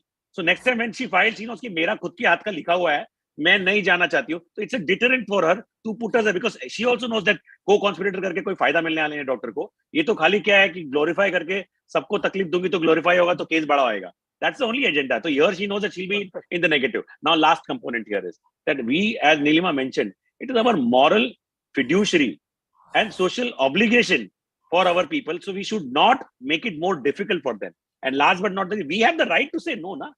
अगर हमें लग रहा है कि ये बहुत ही crazy situation है तो मत करो MTP. It's okay. Tell that I don't want to do it. You can please take help from someone else. That's the very simple. As long as she's above 18, you don't have any botheration. Which is under 18, you still have to report. Over to you, madam. Here now for all the panelists, because the situation is, in my welcome address, I did mention about this, that this we are talking about a gynecologist doing all these things in his or her setup, nursing home. Okay. Now is the situation where the hospital doesn't belong to a gynecologist, or in a gynecologist hospital, the other gynecs are coming and using the facilities. In these situations, the liability on the hospital as a owner or administrator or whatever it is, what is a scenario and what precautions should be taken, because there are many such multi-speciality hospitals and the situations will be similar. Yeah, it's for all panelists to enlighten. Let me start. The answer is very simple. Patient is coming to a doctor. the communication between patient and doctor is sacrosanct. Hospital has got no role to play. Hospital's role is very passive in this scenario. The hospital will be entirely guided by the doctor. If the doctor has filled up MTP form, the doctor has to submit that form in a sealed envelope to the hospital administrator, and the job of the hospital administrator will be to keep the records in safe custody, and all the registers, forms, etc. have to be kept in confidentiality. They should not be exposed to any other person. This is only the job of the hospital administrator. Rest of all other things, okay, including this taking this letter and all that kind of thing, all that happens to be the job of a gynecologist, because there is no way by which any other person except gynecologist is supposed to know what is happening with this particular patient. So that's why hospital administration has got no role to play except having this passive supportive role of keeping the documents and so on and so forth. I will add here, sir. In the MTP Act itself, it is said that the owner of the hospital is responsible if an MTP is done in illegal manner. Means the role of the hospital is to see that the doctor is a qualified doctor and their center is registered for doing those MTPs. So in that way, the hospital owner is responsible in a manner. So he can also be included if it is an illegal MTP into the criminal liability. Yeah, but then the problem, I will just like to say that I agree with what Rahul said. I mean, I'm considering that we all being AMC members, we are not talking of quack doctors, so on and so forth. So we are essentially talking of only gynecologists doing MPP and so on, MPP. So the owner's responsibility, number one, to see to it that the center, their own hospital is registered under MTP Act. That's number one. Owner's responsibility is to ensure that that they are appointing a gynecologist and allowing only a gynecologist to do MTPs, whether it is surgical or medical. Number three, you will have to inform the gynecologist that it is his responsibility or her responsibility to ensure to create the required medical records. And lastly, the responsibility of the owner will be to keep the records, keep them in safe custody, keep the register for 5 years, destroy the register only after 5 years, and ensure that overall quality standards of the center are maintained in accordance to the MPP Act. And report, and also report to the authority. So one point here. Okay, one more point here to be added here is this, that see, now when you're talking about this relationship between a consultant, our consultant doctor, and a hospital owner or this, so there is also one more responsibility, that if this consultant is doing MTP in his private clinic and is attached to our center, okay, right? So in that case scenario, we also need to understand that probably this consultant is also using and will need, if not using, our certificate, which they have to display in their clinic, that in case of emergency, the patient is going to come here. So that is another component of interaction between the hospital owner and the referring obstetrician. And lastly, that particular obstetrician, when they are doing it, so we had this classic case where a medical misoprostol tablet fiasco had happened. It was a major case, and we had really, as medical association, also had to really kind of help a lot of our colleagues in that. So we also need to understand that the doctor who is doing this, is he appropriately, because हमारा थप्पा तो लगवा लिया उसने अपने दीवार पे, but that person is really not following the law and is not reporting and not maintaining the record. So somewhere those complications is going to fall back on us. So it is not our legal control, but it is our future medical legal risk that we need to consider when we have relationship with such consultants. So do you mean to say that these consultants who go to multiple hospitals, on their letterhead they write name and the address of their nursing home, but down they write that also attached to or visiting? So just by giving those addresses, does that responsibility can fall on those nursing homes? No, that's not what I said. You want to take it? You want me to answer? So I tell you what I'm trying to say is, since we are in the domain of our MTP Act and a conversation is happening on the MTP Act. So as per that, the complications which arise after medical termination of pregnancy conducted in a clinic by the individual doctor, if it escalates into complication, it will reach your clinic. So I'm saying that you will have to actually give the letter which they posted in their clinic. And in that case scenario, there has to be a communication with your consultant when such a situation happens to get all the information appropriately and correctly. Because if that goes in a medical legal case, it may start as a problem in their clinic, but will land up, taking us in that storm of medical legal case. That's what I'm trying to say. As far as I understand, the another medical... gray area is, Dr. Nilima, just a minute. Another gray area is who reports, whether the clinic reports or the hospital reports. So if you are giving a certificate to a person who is practicing in the clinic and giving medical abortions, he doesn't have a registration. So how does he report, or does he report to the hospital and hospital reports this? And how whether it has to be done in a chronological order, in a sequence? Now there is a still dispute. The authorities are also not very clear on this. So Dr. Vani, this is a common case which I had discussed with the appropriate authority in our area, that the consultant, so it is the consultant's responsibility to report it because we are not in the picture. The consultant who is doing the termination by medical termination will have to. But if it is under your records and your reports, okay, right, you have to understand that this act of giving prescription is not happening in your center. It is happening in there. So as a hospital owner, I will not take the responsibility of what is happening in that clinic. Can I add this? Can I add to this? Again, Yes. this is one point for which I have again gone to the court. I mean, many problems that I have pointed out, this is one other problem. See, we need to understand that the consultant is out of the purview of your own hospital. The consultant has only displayed a letter that in an emergency they can come to your hospital. That's it. So theoretically, consultant has created the record, Form C, Form 1, etc., etc. The question is that can the consultant report all these things under MTP Act to government? Answer is no, because the consultant is not a registered medical MTP center. So government will say, हमको तुम्हारा कोई लेना देना नहीं, तुम्हारा हम ले नहीं सकते, हमारा संबंध सिर्फ जो रजिस्टर्ड क्लिनिक है उनके साथ में.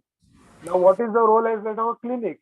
Now while as a clinic, as an administrator of the clinic, let us say for example, I am happy to report, they are happy to take my report, but how can I know about the private communication that has happened between other consultant and her patient? I am not supposed to be privy to that. So then how am I supposed to report that question? And that is exactly where there's an official backdoor entry that has been created by MTP Act for misuse of MIFI and MISO tablets. And that is exactly why you can see chemists selling them freely, BAMS, BHMS doctors using them freely. How do they get the tablet? They get tablets by using this official backdoor.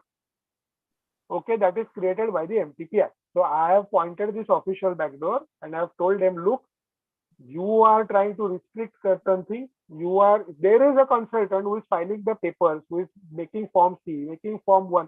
You don't want to take those reports from them, saying that no, but they are not registered. They are not registered centers. They are only some clinic. So we are not responsible for them. So this is exactly what is the problem. And that is an official backdoor entry. So we don't have a solution to this problem. Authorities will say that you have given them the letter, no, so we will hold you responsible, which is what Mukesh also said. So I will not like to give letter to anybody. I will not like to give any letter to any other colleague gynecologist कि तुम्हारा उधर हमारा letter लगाओ और कुछ भी problem होएगा तो हमारा पास में लेके आओ, हम कभी भी तुमको हैंडल करने को मदद करेंगे in good faith also. I will not like to give this letter because BMC will catch hold of me by my neck saying that तुमको किसने बोला, have you reported all these things, we will hold you responsible because we found that letter in that particular doctor's clinic. So simple answer is there is a problem and we need to know that because of that problem, I will tell that gynecologist colleague of mine कि बाबा in good faith तुमको करना है ना, तुम मेरे इधर आओ, इधर बैठो और इधर से करो, लेकिन तुम्हारा क्लिनिक में मेरा लेटर मत लिखो और मेरा लेटर मत लगाओ. I hope that answers the question that you're probably trying to ultimately find out solution for. Okay, But Nikhil, I have one counterpoint here. The only point that I have is that BMC is taking letters from individual doctors about the number of MTPs that they're doing in the report, monthly report. The BMC is taking it. The local municipal, they're taking. Some authorities are taking. Some authorities are not Nikhil, taking. because I No, came across one of the not consultants who's the reporting not from the the clinic. freelancer, not the freelancer. No, It clinic, is clinic. from I'm the not talking about clinic. hospital. Yeah, I'm talking about hospital. daycare clinic. Hospital MTP record goes. We have to maintain. I'll repeat my statement, Dr. Dugard. I'll repeat my statement. So I was made aware about this situation by a consultant who's reporting monthly in her clinic where she sits. And she has a sonography machine where she's registered the clinic under the PCP Entity Act also. So she's reporting it. Okay, so my question is very simple to you, Mukesh. How will the BMC take record from an unregistered place? I mean, see, you are also nursing home owner. You know what are the This is a requirements. gray area. Nikhil, I agree. I'm saying it's a gray. What I'm saying is, It's very but simple. the BMC is taking the records. This is what I'm saying. No, BMC is not taking the record. Somebody might be taking the record in their own individual whims and fancies. Maybe but the yes. truth of the fact is that the trouble is that clinic can never obtain registration because minimum requirements cannot be fulfilled under the MTP Act. Amma call. And because of this particular thing, you remain to be unregistered under MTP Act, and nobody can take any kind of report from an unregistered place unless until there is an appropriate amendment made to the Act. So I have just pointed out this gray area again, that at one end we think that they should not be, but I am aware that it is being taken up. So I think this is something which we need to understand. Someone in the Zoom box has written that clinic is given registration for medical MTP up to 7 weeks of pregnancy to registered gynecologist by the family planning department. Now this had happened in Navi Mumbai also. One of the clinics had applied and they were given a registration for MTP up to 7 weeks. Yes. This is what the authorities do. In every locality, there is a different perspective to this. But even that is also excess of authority. No? Under the law, you don't get that authority. Yeah, under the law, it is not allowed. Under the law, it is not. Sir, one more question. One more question has come in that for an MTP center, during the application of the center, you give in the documents of gynecologist. Now, other than those gynecologists, can other gynecologists come and use this MTP center? Oh, yes, of course. The person has to be qualified. The place has to be registered.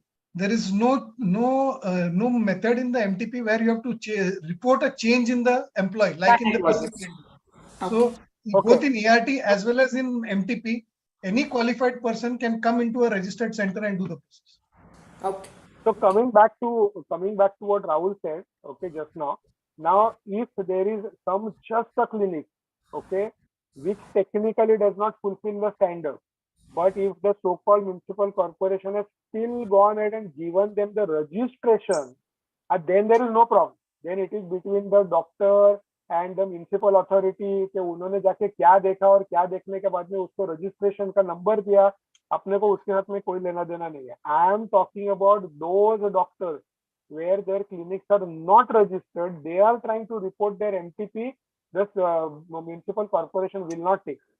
हाँ, अभी वो मोड़ मरोड़ के registration option क्या है, तो then it's like, see, ultimately if I'm a registered place, I mean, whether I have a OT or no, and whether I don't have an OT or no, that is entirely between the MOH and me. I mean, how I want to get that solved. But if I have a registration, then there is no problem. I have a number. I can officially report whatever I'm doing. But Is if I it don't have a possible registration, that then there's a problem.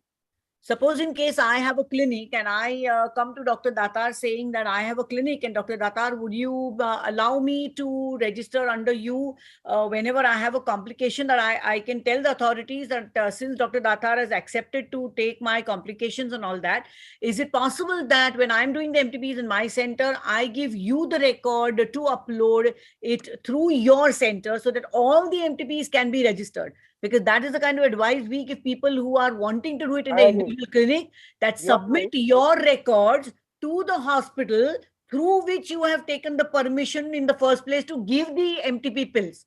So that is the way we solve that problem. You are absolutely right. It is possible to be done in that particular manner. There is no problem. But then the trouble is that then it means that I am technically supposed to be held responsible. See, I am vicariously responsible.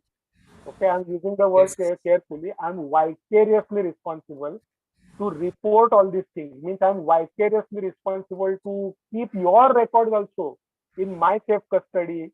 so far and so forth. Now the question is that do I want to take all that kind of a headache?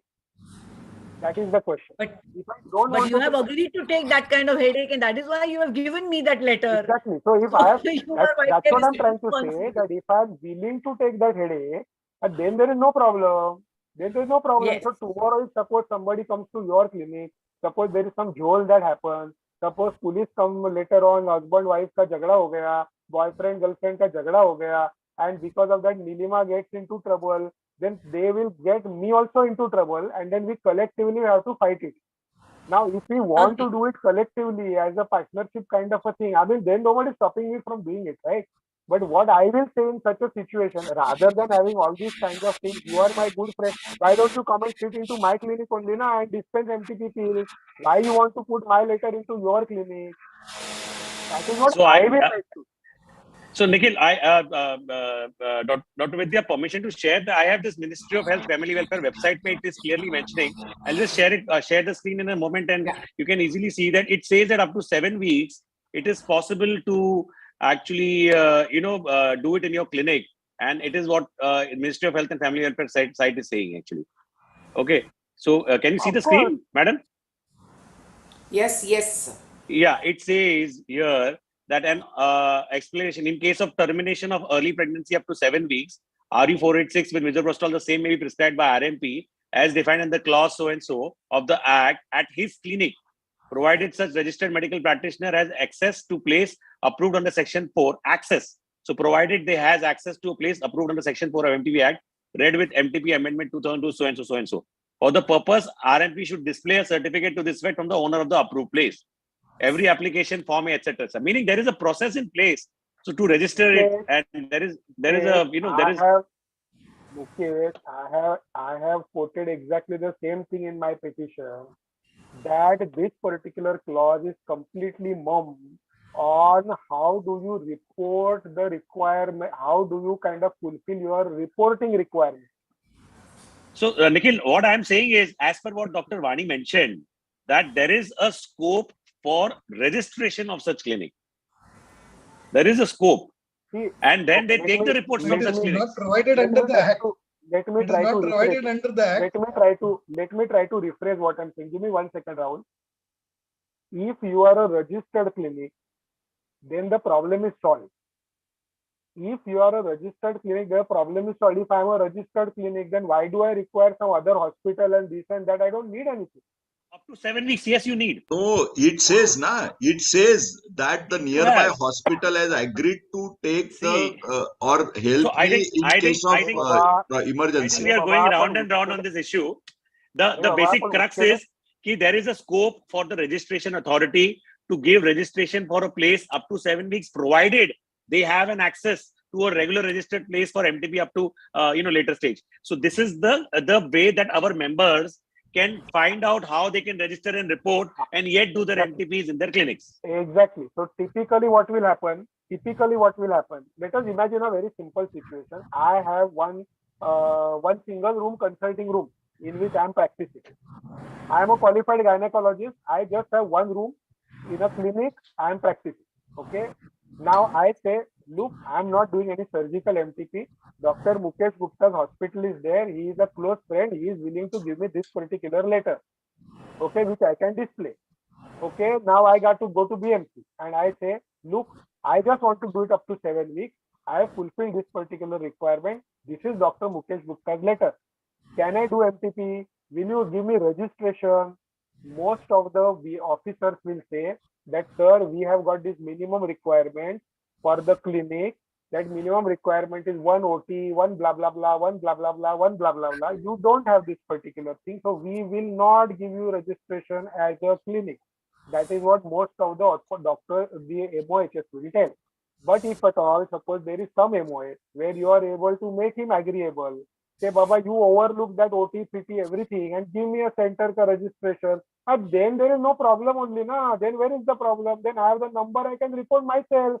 I'm not dependent on anybody else. I think this is the take-home message, very clear, in a very subtle, in a very diplomatically correct words. This is the fact, and I think this should be the summary of the conversation. Now, We should move ahead. So my yeah, no, question no, is, we want to move ahead. Now, I just want one of you, Nikhil or Mukesh or Vipin, anybody, is that the documentation, all whatever is required, the in case MTP pills are given by a gynecologist, and what sort of, I mean, this is a little repeat, but this is some sort of a take home message in that step by step, because all the gynecologists who are listening to this, they must understand that whenever MTP pills are given from their clinic, these are the things which one needs to document and keep it.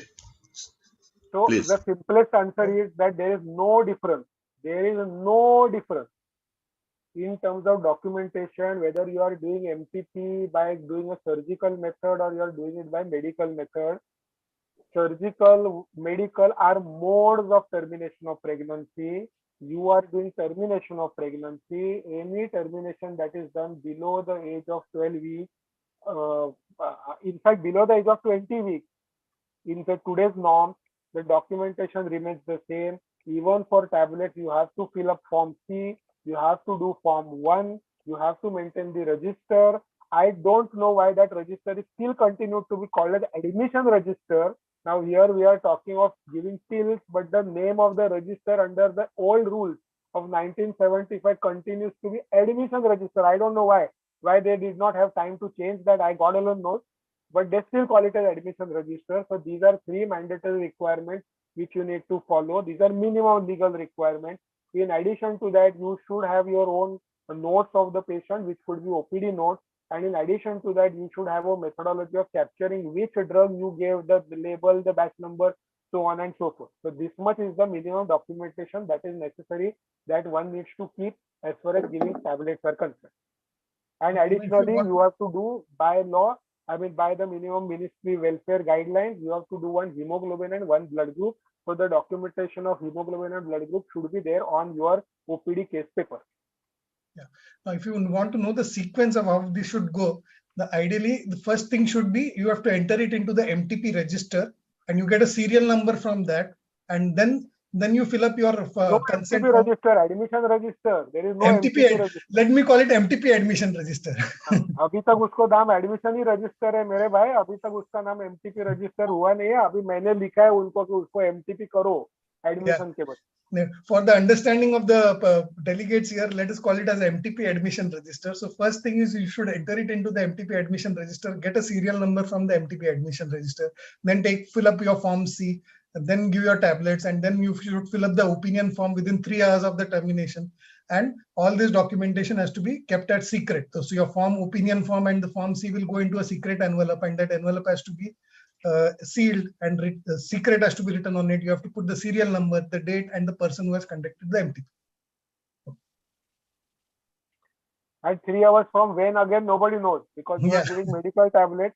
So from when do you call your 3 hours start? From which point the patient starts bleeding? That is the point. Patient takes first from tablet. The point that of is dispensing the point. God alone tablets. knows. Nobody has an answer to this question. So one more thing I would just want to again re-emphasize, that besides the norms of MTP Act, okay, there was a whole campaign run by the local FDA at the time of reporting, when they needed to report the utilization of abortifacient drugs. Yeah. So any abortifacient drug or a uterotonic drug, they were asking for an FDA register. So this FDA register is actually a register which you're supposed to maintain for all your drugs which you dispense to your patient. So in simple words, if you want to extrapolate, even the sample which the medical representative gives to you, and if you give to your patient, you need to enter the batch number and date. So if you ask me, I have stopped taking samples from the dog. I said, don't leave any sample to me, because it only adds to my burden. I don't want any sample. Okay. So all those samples also which you gave, you're supposed to write down, I gave this sample with the expiry date, etc. So coming back to our extra work besides the MTP Act, which Dr. Vani beautifully lined up, is that FDA register, which has to mention your date of purchase, the batch number, the date of expiry, the date of manufacture, the amount of drugs in the stock that you're keeping in the stock. It's like a stock register, and then you're dispensed on what date to whatever. So here, instead of name, you can put the MTP number, and that is something which you need to maintain, because the FDA department had come across, and we had at AMC, we had actually, and even at MOGS, Umejua and AFG, we had to actually work on this particular problem, because FDA people were coming and harassing our members. So please understand that you need to maintain that register also. Over. Sir, a little MTP ho gaya. We'll just move a little bit more. Madam, can there I is request you, because I have some other commitments. So if you, I never thought that it's going to go on for 2 hours. Sorry. So can I leave the webinar because I have some other commitments? Okay. Nilima ma'am. I Dugar sir. think can we just quickly rapid fire करके यार निखिल के बिना क्या मजा है यार. So can we just make Yeah, a rapid fire and finish? just a few Yes, yes. questions, more scenarios. Let's make it short and fast. We'll As do such, that. it is Nikhil sir, 1:30 now. please थोड़ा देर adjust करिए ना हमारे साथ. निखिल कोहली का wicket गिरने के बाद में मजा नहीं आता है मैच देखने. नहीं वैसा नहीं, मेरे को क्या पीछे से फोन आ रहे कंटिन्यूअसली, इसके लिए. चलो, I think you should quickly The finish next it, question. If a pediatrician sees a child, the child is come with complaints of urinary tract infection. But on examination, the pediatrician suspects that it could be a case of sexual assault. Can this pediatrician directly report to the police? Yes. Or should Can the they? pediatrician Can report to the gynecologist? You must. should. Question is, can this pediatrician directly inform the police, or should she refer to a gynecologist, confirm the finding and refer? No. No. Even a non-medical person who has a knowledge that there is a possibility of a sexual assault is supposed to report to the police. This is, we are talking of a lay person. You are a doctor, more than a doctor. You don't need to be a gynecologist for that. Any person is supposed to have the duty, and this is a duty. You have to. It is mandatory. Okay. POXO Act is not for doctors. POXO Act is for the whole population. Everybody. Yeah. As a matter of fact, I just kind of tell you, currently I am consulting one couple from Germany. A very sad story. Same thing has happened over there. They have taken the small child, 9 months old child. Okay, probably wrongly, and there are many other racism angles and all that. We don't want to go there. But the child has been taken away from the parents for 9 months. The child is not with the parents only because of this suspicion of some kind of perennial injury, which the doctor reported as probable sexual assault. Okay. So that's a sad story of it. But the point is, this is a law across the world. So that is why it is important that we also have to do our duty as a doctor. You remember I gave the example of school. So even the school teachers are supposed to report. Okay. Now, many of the relatives that come with the under 18 under 18 girl for MTP, and it is like इज्जत के सवाल, आप POXO में reporting मत करो and all that. I think Vipin should answer no. By rule, करना है. All doctors have to follow the rules. Whosoever was the madam who asked this question, madam, it is a trade-off between आपके इज्जत का कम degree का सवाल vis-a-vis उनके इज्जत का सवाल. Now you decide what is more important to you. See, there was one question about under 18, Muslim girl married and coming, and for infertility treatment, can we treat them? Yes. Boss, you see anyone under the 18. Answer is you need to report. Yes. And let the government decide, court decide कि उसपे Muslim law board लगता है या uniform civil code लगता है या marriage act लगता है या नहीं लगता है, वो हमारा headache नहीं. Okay. Sir, one more question is, many of the gynecologists are used to do sonography scans to check the fetal heart. What about the F form in such kind of cases? Put a probe on the patient's abdominal. Okay.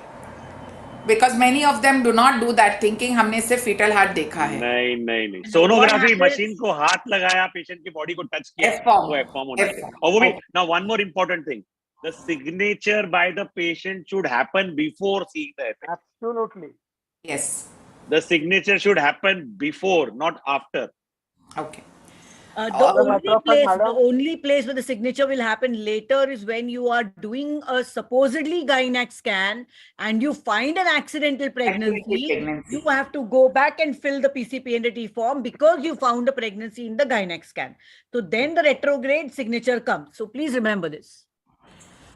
What is the absolute document for validation of age? That is the major question at this point of time. All the patients who come, they come with a man. They say, I'm 20 years old. This is my husband. And they get the MTP done. And then later the police comes with a paper. ती मुलगी 17 वर्षाची होती आणि ह्या मुलावर त्यांनी रेपची case लावली आहे. What next? Rahul, I think you had answered that question in your presentation. So as a document of age, actually you say the birth certificate. Sir लेकिन ये सब होता नहीं है ना पेशेंट के पास when they come. Then any government document which mentions the date of birth is valid. If they don't have any document, that's what the patients commonly say. कि अभी तो हमारे पास कोई पेपर नहीं है and patient is bleeding. In an emergency, you need to treat the emergency. Absolutely. Stabilize the patient. Irrespective. Can I answer this question? Please, Because yes. What I do in my hospital, I take an affidavit from the parents and the Video on करो ना Rajendra. I say, hello. Video on करो. I normally take affidavit from normally the bleeding patient, if she is major, I take an affidavit saying that this is my age. Self affidavit शपथपत्र की ही माझं असं वय असून सध्या माझ्याकडे कागदपत्र अवेलेबल नाहीये आणि ते सदर कागदपत्र अवेलेबल करून देण्याची जबाबदारी आमची राहील. अशा प्रकारचं साईन मी घेतो. पण सगळ्या पेशंटच्या सगळ्या नाही, ब्लिडिंग पेशंट आहे, मला मायनर मायनर वाटली आणि त्यांच्याकडे अवेलेबल नाही कोणत्याही प्रकारचं सर्टिफिकेट किंवा आधार कार्ड नाहीये किंवा ड्रायव्हिंग काहीच नाहीये, समजा डॉक्युमेंटरी प्रूफ नाहीये आणि आपलं असं वाटतं की बॉर्डर लाईन पेशंट आहे किंवा 18च्या खाली असू शकते, असल्याचं मी घेतो. So see, now this is what is the law says. Let us understand what the law says. So the law is very clear that the patient who's come to help for medical reasons, irrespective of the documentation, you are supposed to help. That is our fiduciary responsibility. We cannot run away from that. The second part is that if you have a doubt, if in doubt,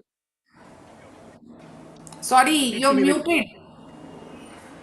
If in doubt, mute हो गया. If in doubt, save your skin first. Okay. Yes. So there you have to have a very clear policy. So now if you feel that this is hanky panky, you need to say, भाई या तो तू लेके आ, नहीं तो मुझे police को inform करना पड़ेगा, उसको statement दे दे, खत्म, simple. So you are treated, you have done your job, but still that doesn't mean that you are exonerated because you have done a good Samaritan work. Can I make a simple flow chart over here? Can I talk about a simple flow chart over here, legal flow chart over here, not what I do and you do and all that kind of thing. The basic understanding of the law is that we are not expected to have or ask for a proof in documentation, at least as far as MTP Act is concerned. MTP Act says that reasonable, okay, the reasonability of circumstances is what is the standard laid by MTP Act. This is what is the judiciary pronouncement or legal requirement that is. Now, what does that mean to me in practice and what does that mean to each of us in practice? Number one, there is somebody who is torrentially bleeding. Okay, torrentially bleeding where life is at risk. No questions asked. Treat first, then solve the problem later. No questions asked. No shapat patra. No nothing. She is torrentially bleeding. Condition is bad. You must treat her irrespective of whatever the case is. Now here we are talking of a cold case where you are in suspicion. Now, if you are in suspicion, there could be a possibility that you have no reason to suspect, because looking at the woman, you find that she seems to be quite major. She is quite tall, quite having good weight, blah blah blah. Her demeanor altogether seems to be like a definitely more than 18 years old girl. No problem. If you are in doubt looking at the girl, you can't say that whether she is below 18, could be above 18. It will be always better to be on the safer side and ask for the age group. So this is towards your safety. This is not legal requirement, but this is towards your safety. The way I told that taking that additional letter from a girl who is above the age of 18 years What in case later on it is found that she alleges of rape, then I have safeguarded my backside by taking a letter.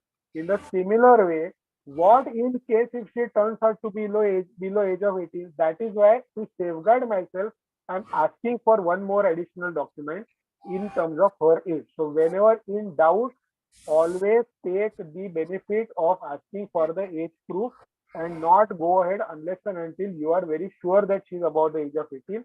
Otherwise, the other alternative will be that you say that I feel that you are below the age of 18, produce the age certificate, else I will report to the police.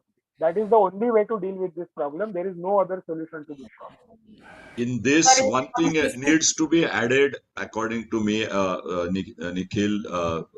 This that it's a emergency, torrential bleeding. You have attended, you have managed, and you found out later on the patient is stable. Then report and then discharge. Don't discharge is as it is. That I have done my job, but I did it as a emergency, and my responsibility is over.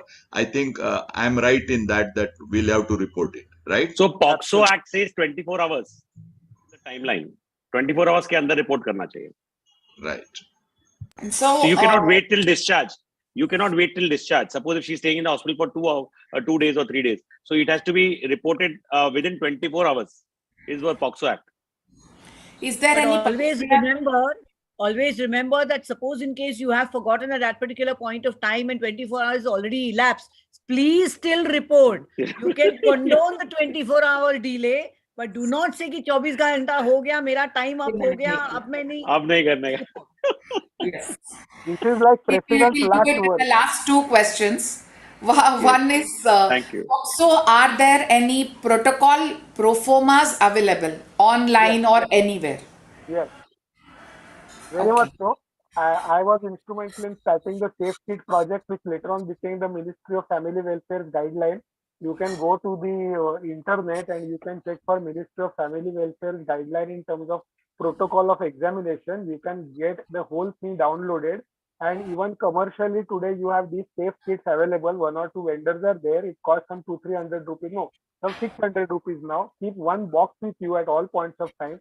This box contains the whole proforma, syringes, envelopes, nail cutter, swabs, everything that is probably required. Just keep that 600 rupees box in case once in lifetime, even in private, if some such patient comes, this box will come handy to you. Okay. And whatever we are giving reportings to the police for all the cases or any of the cases, be it POXO, anything. So those proformas to be maintained by the hospital in the hospital records for how long? Since it's a medico-legal case, unless and until the medico-legal case is not disposed of, you cannot destroy those records. Yes. And MLC register is something which we all have to have as a standard SOP. Yes. Yes. So that these reportings will be a part of them. Yeah, MLC register is our document, which is a standardized document for all of us. We need to maintain that. Okay. Nikhil, somebody asked, where do you get that 600 rupees kit? Kit. इसका नाम मेरे को अभी याद नहीं आता है. उसका स्टॉल रहता है बहुत बारी. इमोजीज का कॉन्फ्रेंस में भी स्टॉल रहता है उसका. मेरे को south Indian. So you send it across to the AMC. Yeah, we'll circulate. From AMC also we had ordered. No, Mukesh, from AMC we had done that move. Yes, we had done a campaign for that. We can repeat because वो सब अभी पुराना हो गया ना, नए में कुछ करना पड़ेगा. I think we'll have to do it again. Sir, one last question is. Vidya, before you wrap up, there was one more thing I just wanted to say. मुझे बहुत खुशी होती है, भूल गया मैं. वो we were talking about documentation of all age certificate, birth certificate, etc.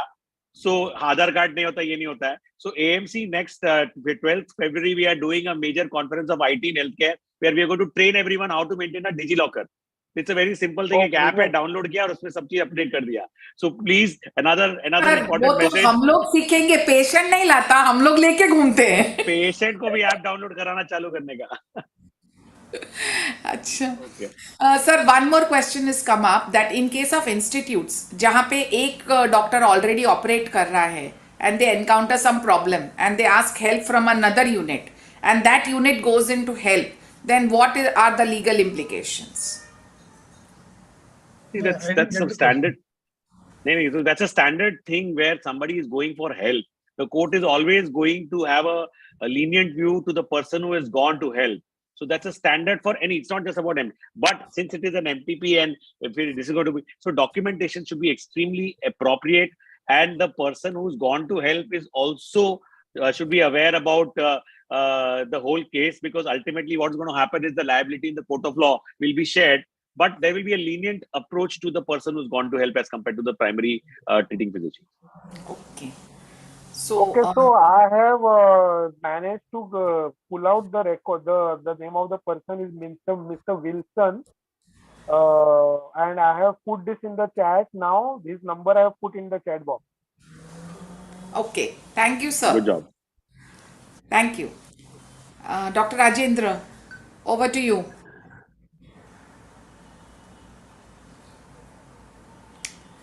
So, I think, No, he must be busy. So yeah. now, do I propose a word of thanks to all of you? Yes, sir, please. Well, So first up, before you wrap up, one last message I wanted to say that we are going to have on 12th February IT conference by AMC, which has been happening since last half a decade. It is going to be a white paper drafting for trying to work towards utilization of the newer digital thrust which the government is given to help our members to have a single window registration for their clinics and hospitals. So there's going to be this event happening on 12th of Feb at Thakur Auditorium. And from our side, we are also going to have a hands-on training workshop for our doctors to train them on subjects like blockchain in creating EMR, which is something which is for Bitcoins being used, how to create DigiLocker, how to register at ABHA. We are conducting a camp for ABHA registration of doctors and their hospitals, where we will try to help them how to do it on that each and every computer. You can sit and you can do it yourself for your own clinic or yourself at that moment. We are also going to help you how to convert your website into an app and what is the newer media recommendation. So this is a program which is happening. Kindly register if you're not already registered. Thank you so much. And this is a very important brainchild of our president, Dr. Nilima, where she wants to have a action plan executed after a brainstorming, which is what is AMC Soch, that is Stakeholders Outreach Conclave in Healthcare. Over to you, sir. So I will put in one more word where Mukesh, now you have got these tips of marketing where even I find avenues, to tell. So 12th of February, I welcome all of you. This is an endeavor which had entered into my head when I attended the ABDM meeting last time. And I realized that a single window can now be actually the reality. And I spoke to all the concerned authorities, the fire department, the MPCB, the registering nursing home registration people. And in fact, yesterday I got a call from the digital mission people saying that we also want to attend. And we have extended our invitation to them also. And we are trying to get all these registration through a single window, that when you are submitting your documentation for the nursing home registration, those documents will be accessible to all the other departments which are concerned with our registrations. So the fire department will take whatever documents they want from the documents that we have submitted. The MPCB will take what they want. Everyone will take what they want. And additional documents, if at all anything is required, those also we can submit to a single window, so that all of us can get registered by submitting the document once. Right. And then the concerned departments can give us the regular renewals by paying the fees. So this is our endeavor. We are creating a white paper, and the actual authorities have been invited at the AMCON. We are going to present them with the white paper, and that is why the brainstorming is extremely important in Soch. We are going to be circulating a Google form where we require your feedbacks. Give us your feedback so we can tell the members, that tell the officials that, see, this is the quantity of problem, quantum of problem that we are facing because of the multiple windows that are created, and which is creating a parallel economy of sorts, which we want to stop. And that is our endeavor. And AMC is known for putting in ethics in place and trying to help our members and trying to streamline things. And this is maybe, I'm hoping that, will be a parting gift from my side to the members once my term gets over on the 26th of March. So we're hoping for the best. And all of you, please fill in the Google form and give us your response. All right. Thank you so much. Thank you. So remember that UPI, how big the UPI and the standard uniform platform for transfer of money, whether it is Paytm, whether it is Google Pay, or all this has happened in India. The government is actually trying to create a UHI, the Universal Platform for Health Information Sharing, and there is going to be a lot of portability amongst hospitals and the documentation sharing from the labs, etc., which is a vision of the government. So we are going to have actually an eagle's eye view of what is the future directions, how it is going, and how we can be prepared as practitioners, as the hospital owners, as nursing home owners. So this is the vision of AMC to train all of you. And I think please attend in large numbers so that your input can also be noted, and we can create the white paper, and we can send it across. Anybody is interested, please let us know. We will be more than happy to incorporate you into the whole system. Thank you so much. Over to you, madam. Excellent. I think I have a take-home message very clearly. One should be able to defend all that he practices, There is dearth of everything, all complications, anything. You should know पैर किस में डालने का है और कैसे निकल सकता है. That don't take that patient. If slight in doubt, either you refer to a higher center, you refer to your co-colleague, or just don't enter that domain. Unless, because each case today is a potential litigant, be it MTP, be it even a normal delivery patient, be it a failed forceps, be it a IUFD, be it a fresh stillbirth, all patients are potential litigant applicants. So my take home message is, please attend all medico legal seminars, know your laws, be aware of how you can help your patient, and be aware of what you can and what you can't do, and what you can do, how to document, how to get out, and take help of medico legal experts like Vipin, Nikhil, Mukesh, me, Vidya, Rahul, Rajendra. All of us over here are qualified people to help you out. So know your laws, patient safety being the central, your safety also is equally important. So practicing legally safe, that will be think our punchline. Yeah. So I will like to say that we as doctors always are under this dilemma of doing the balancing act of rights on one hand, whether it is health rights, patient rights, or reproductive rights, law on the other hand, and ethics on the third hand. So this balance is a real problem. It's a very difficult balance to maintain. And we have to have two different type of balances. One, as a doctor sitting on the chair where you are below the law of the land. And second is where you can set the balance rightly when you feel that this balance is skewed on one side. And that's exactly what I'm going to talk about and share my experience in AMCON. That is exactly how this balance can be achieved, and how this balance we can try to achieve individually, singularly, or collectively and together. So I would request all of you all to kind of attend AMCON in large numbers and hear me out. And it will be a great opportunity for me to present my thoughts in front of all of you. Just presenting my journey of last 14 years of various judicial activism that I've done around health rights, and how some of them have been successful and how many of them are expected to get successful in few years to come. Yes. So all of you, please put your hands together to congratulate, Abhinandan kariye sabhi ka, all panelists, starting with our president, Dr. Nilima Bhambre, for, literally holding Vidya by neck, saying that nothing doing, you cannot postpone, it has to have it on 26th Jan. So, you're not supposed to talk like this in public domain, secretary. बहुत मजा आया उसको. This is a secret which, like there are certain things which happens behind the curtain, and what, they cannot manage Nilima, so they come to me and saying ki, sir देखिए ना ये इसको कैसा करेंगे, कैसा होगा, आप संभालिए ना, वगैरह वगैरह वगैरह. So I need to put it on record that also, that so ably managed by Vidya, excellent. We had in past, we had today, and we're going to have further. So thank you and congratulate to you also. Rajendra, as usual, is a very soft spoken and learned, and very active, very active. I mean, sometime or other, I don't know if we will go for that next exam and whatever that part, if we will take it up sometime. But very much interested in that. And all the panelists. Thank you, sir. Dr. Rahul Wane, Dr. Mukesh Gupta, Dr. Nikhil Datta, Dr. Vipin Chekar. Unfortunately, Dr. Manjave could not join because of emergency in his nursing home. So thanks to all of you from Association of Medical Consultants, Mumbai. And now can I request Dr. Ashok Shukla, our MMC observer, तो वो पर्दा उठा दीजिए sir, if you are there. Yes, I want to thank you also for being with us as a MMC observer from the beginning.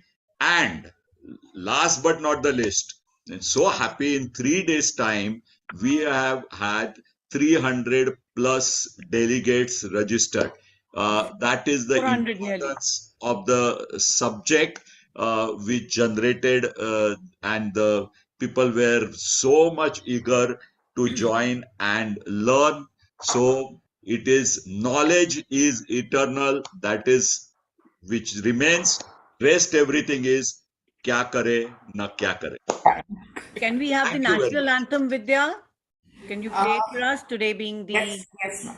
Yes, let us end it on a good note. All of us can stand All up. of you will have to stand.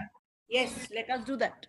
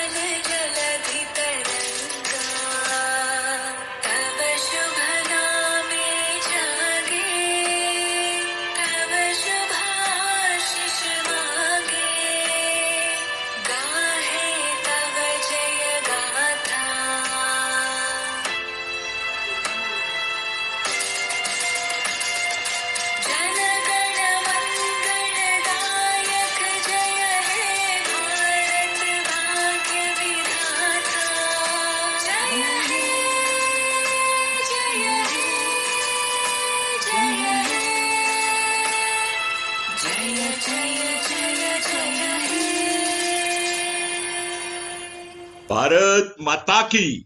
Yay. Yay! Thank you, everybody. Thank you very much. Thank you so much. Thank you. Thanks a lot. Thank you so much.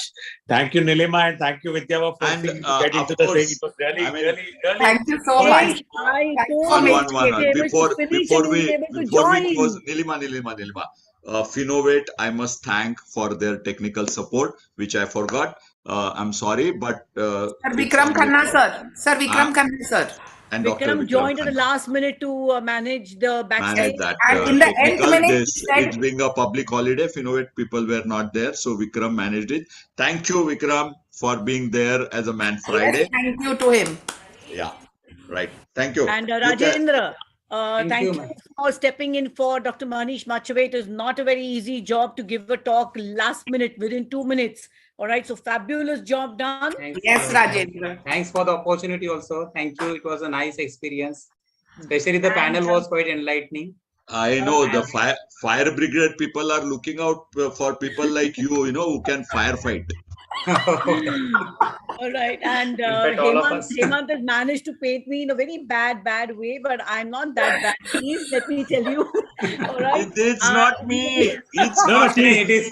She is more There- taskmaster. Vidya, More not me. taskmaster than what Hemant has painted. I never complain. I just But I also didn't complain.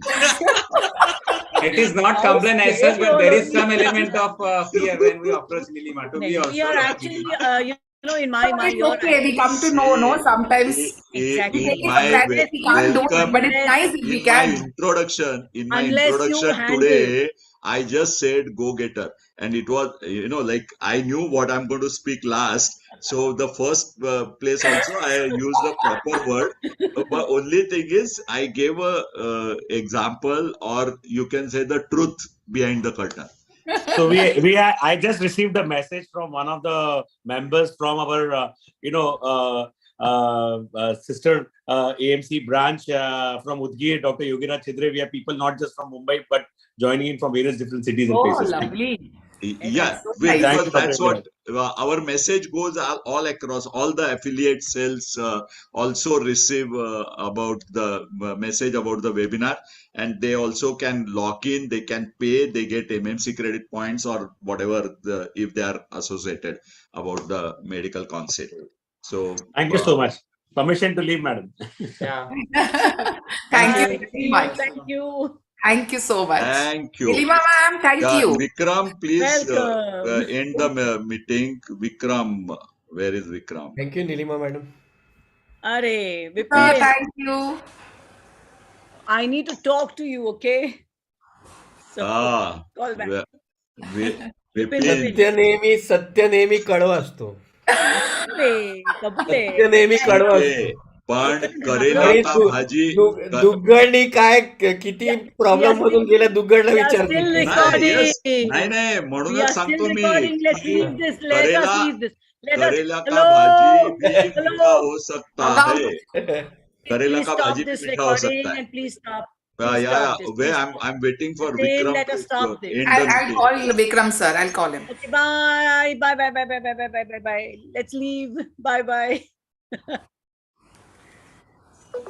Chalo. Can we end this meeting, please? Because I'm Vikram not has the got host, so I'm the ready to end it. button ना Vikram तो झोपला Ah, looks like. Don't say all this. It's still being recorded. Don't talk like this. It's being streamed on YouTube also. Yeah, be controlled, na thoda.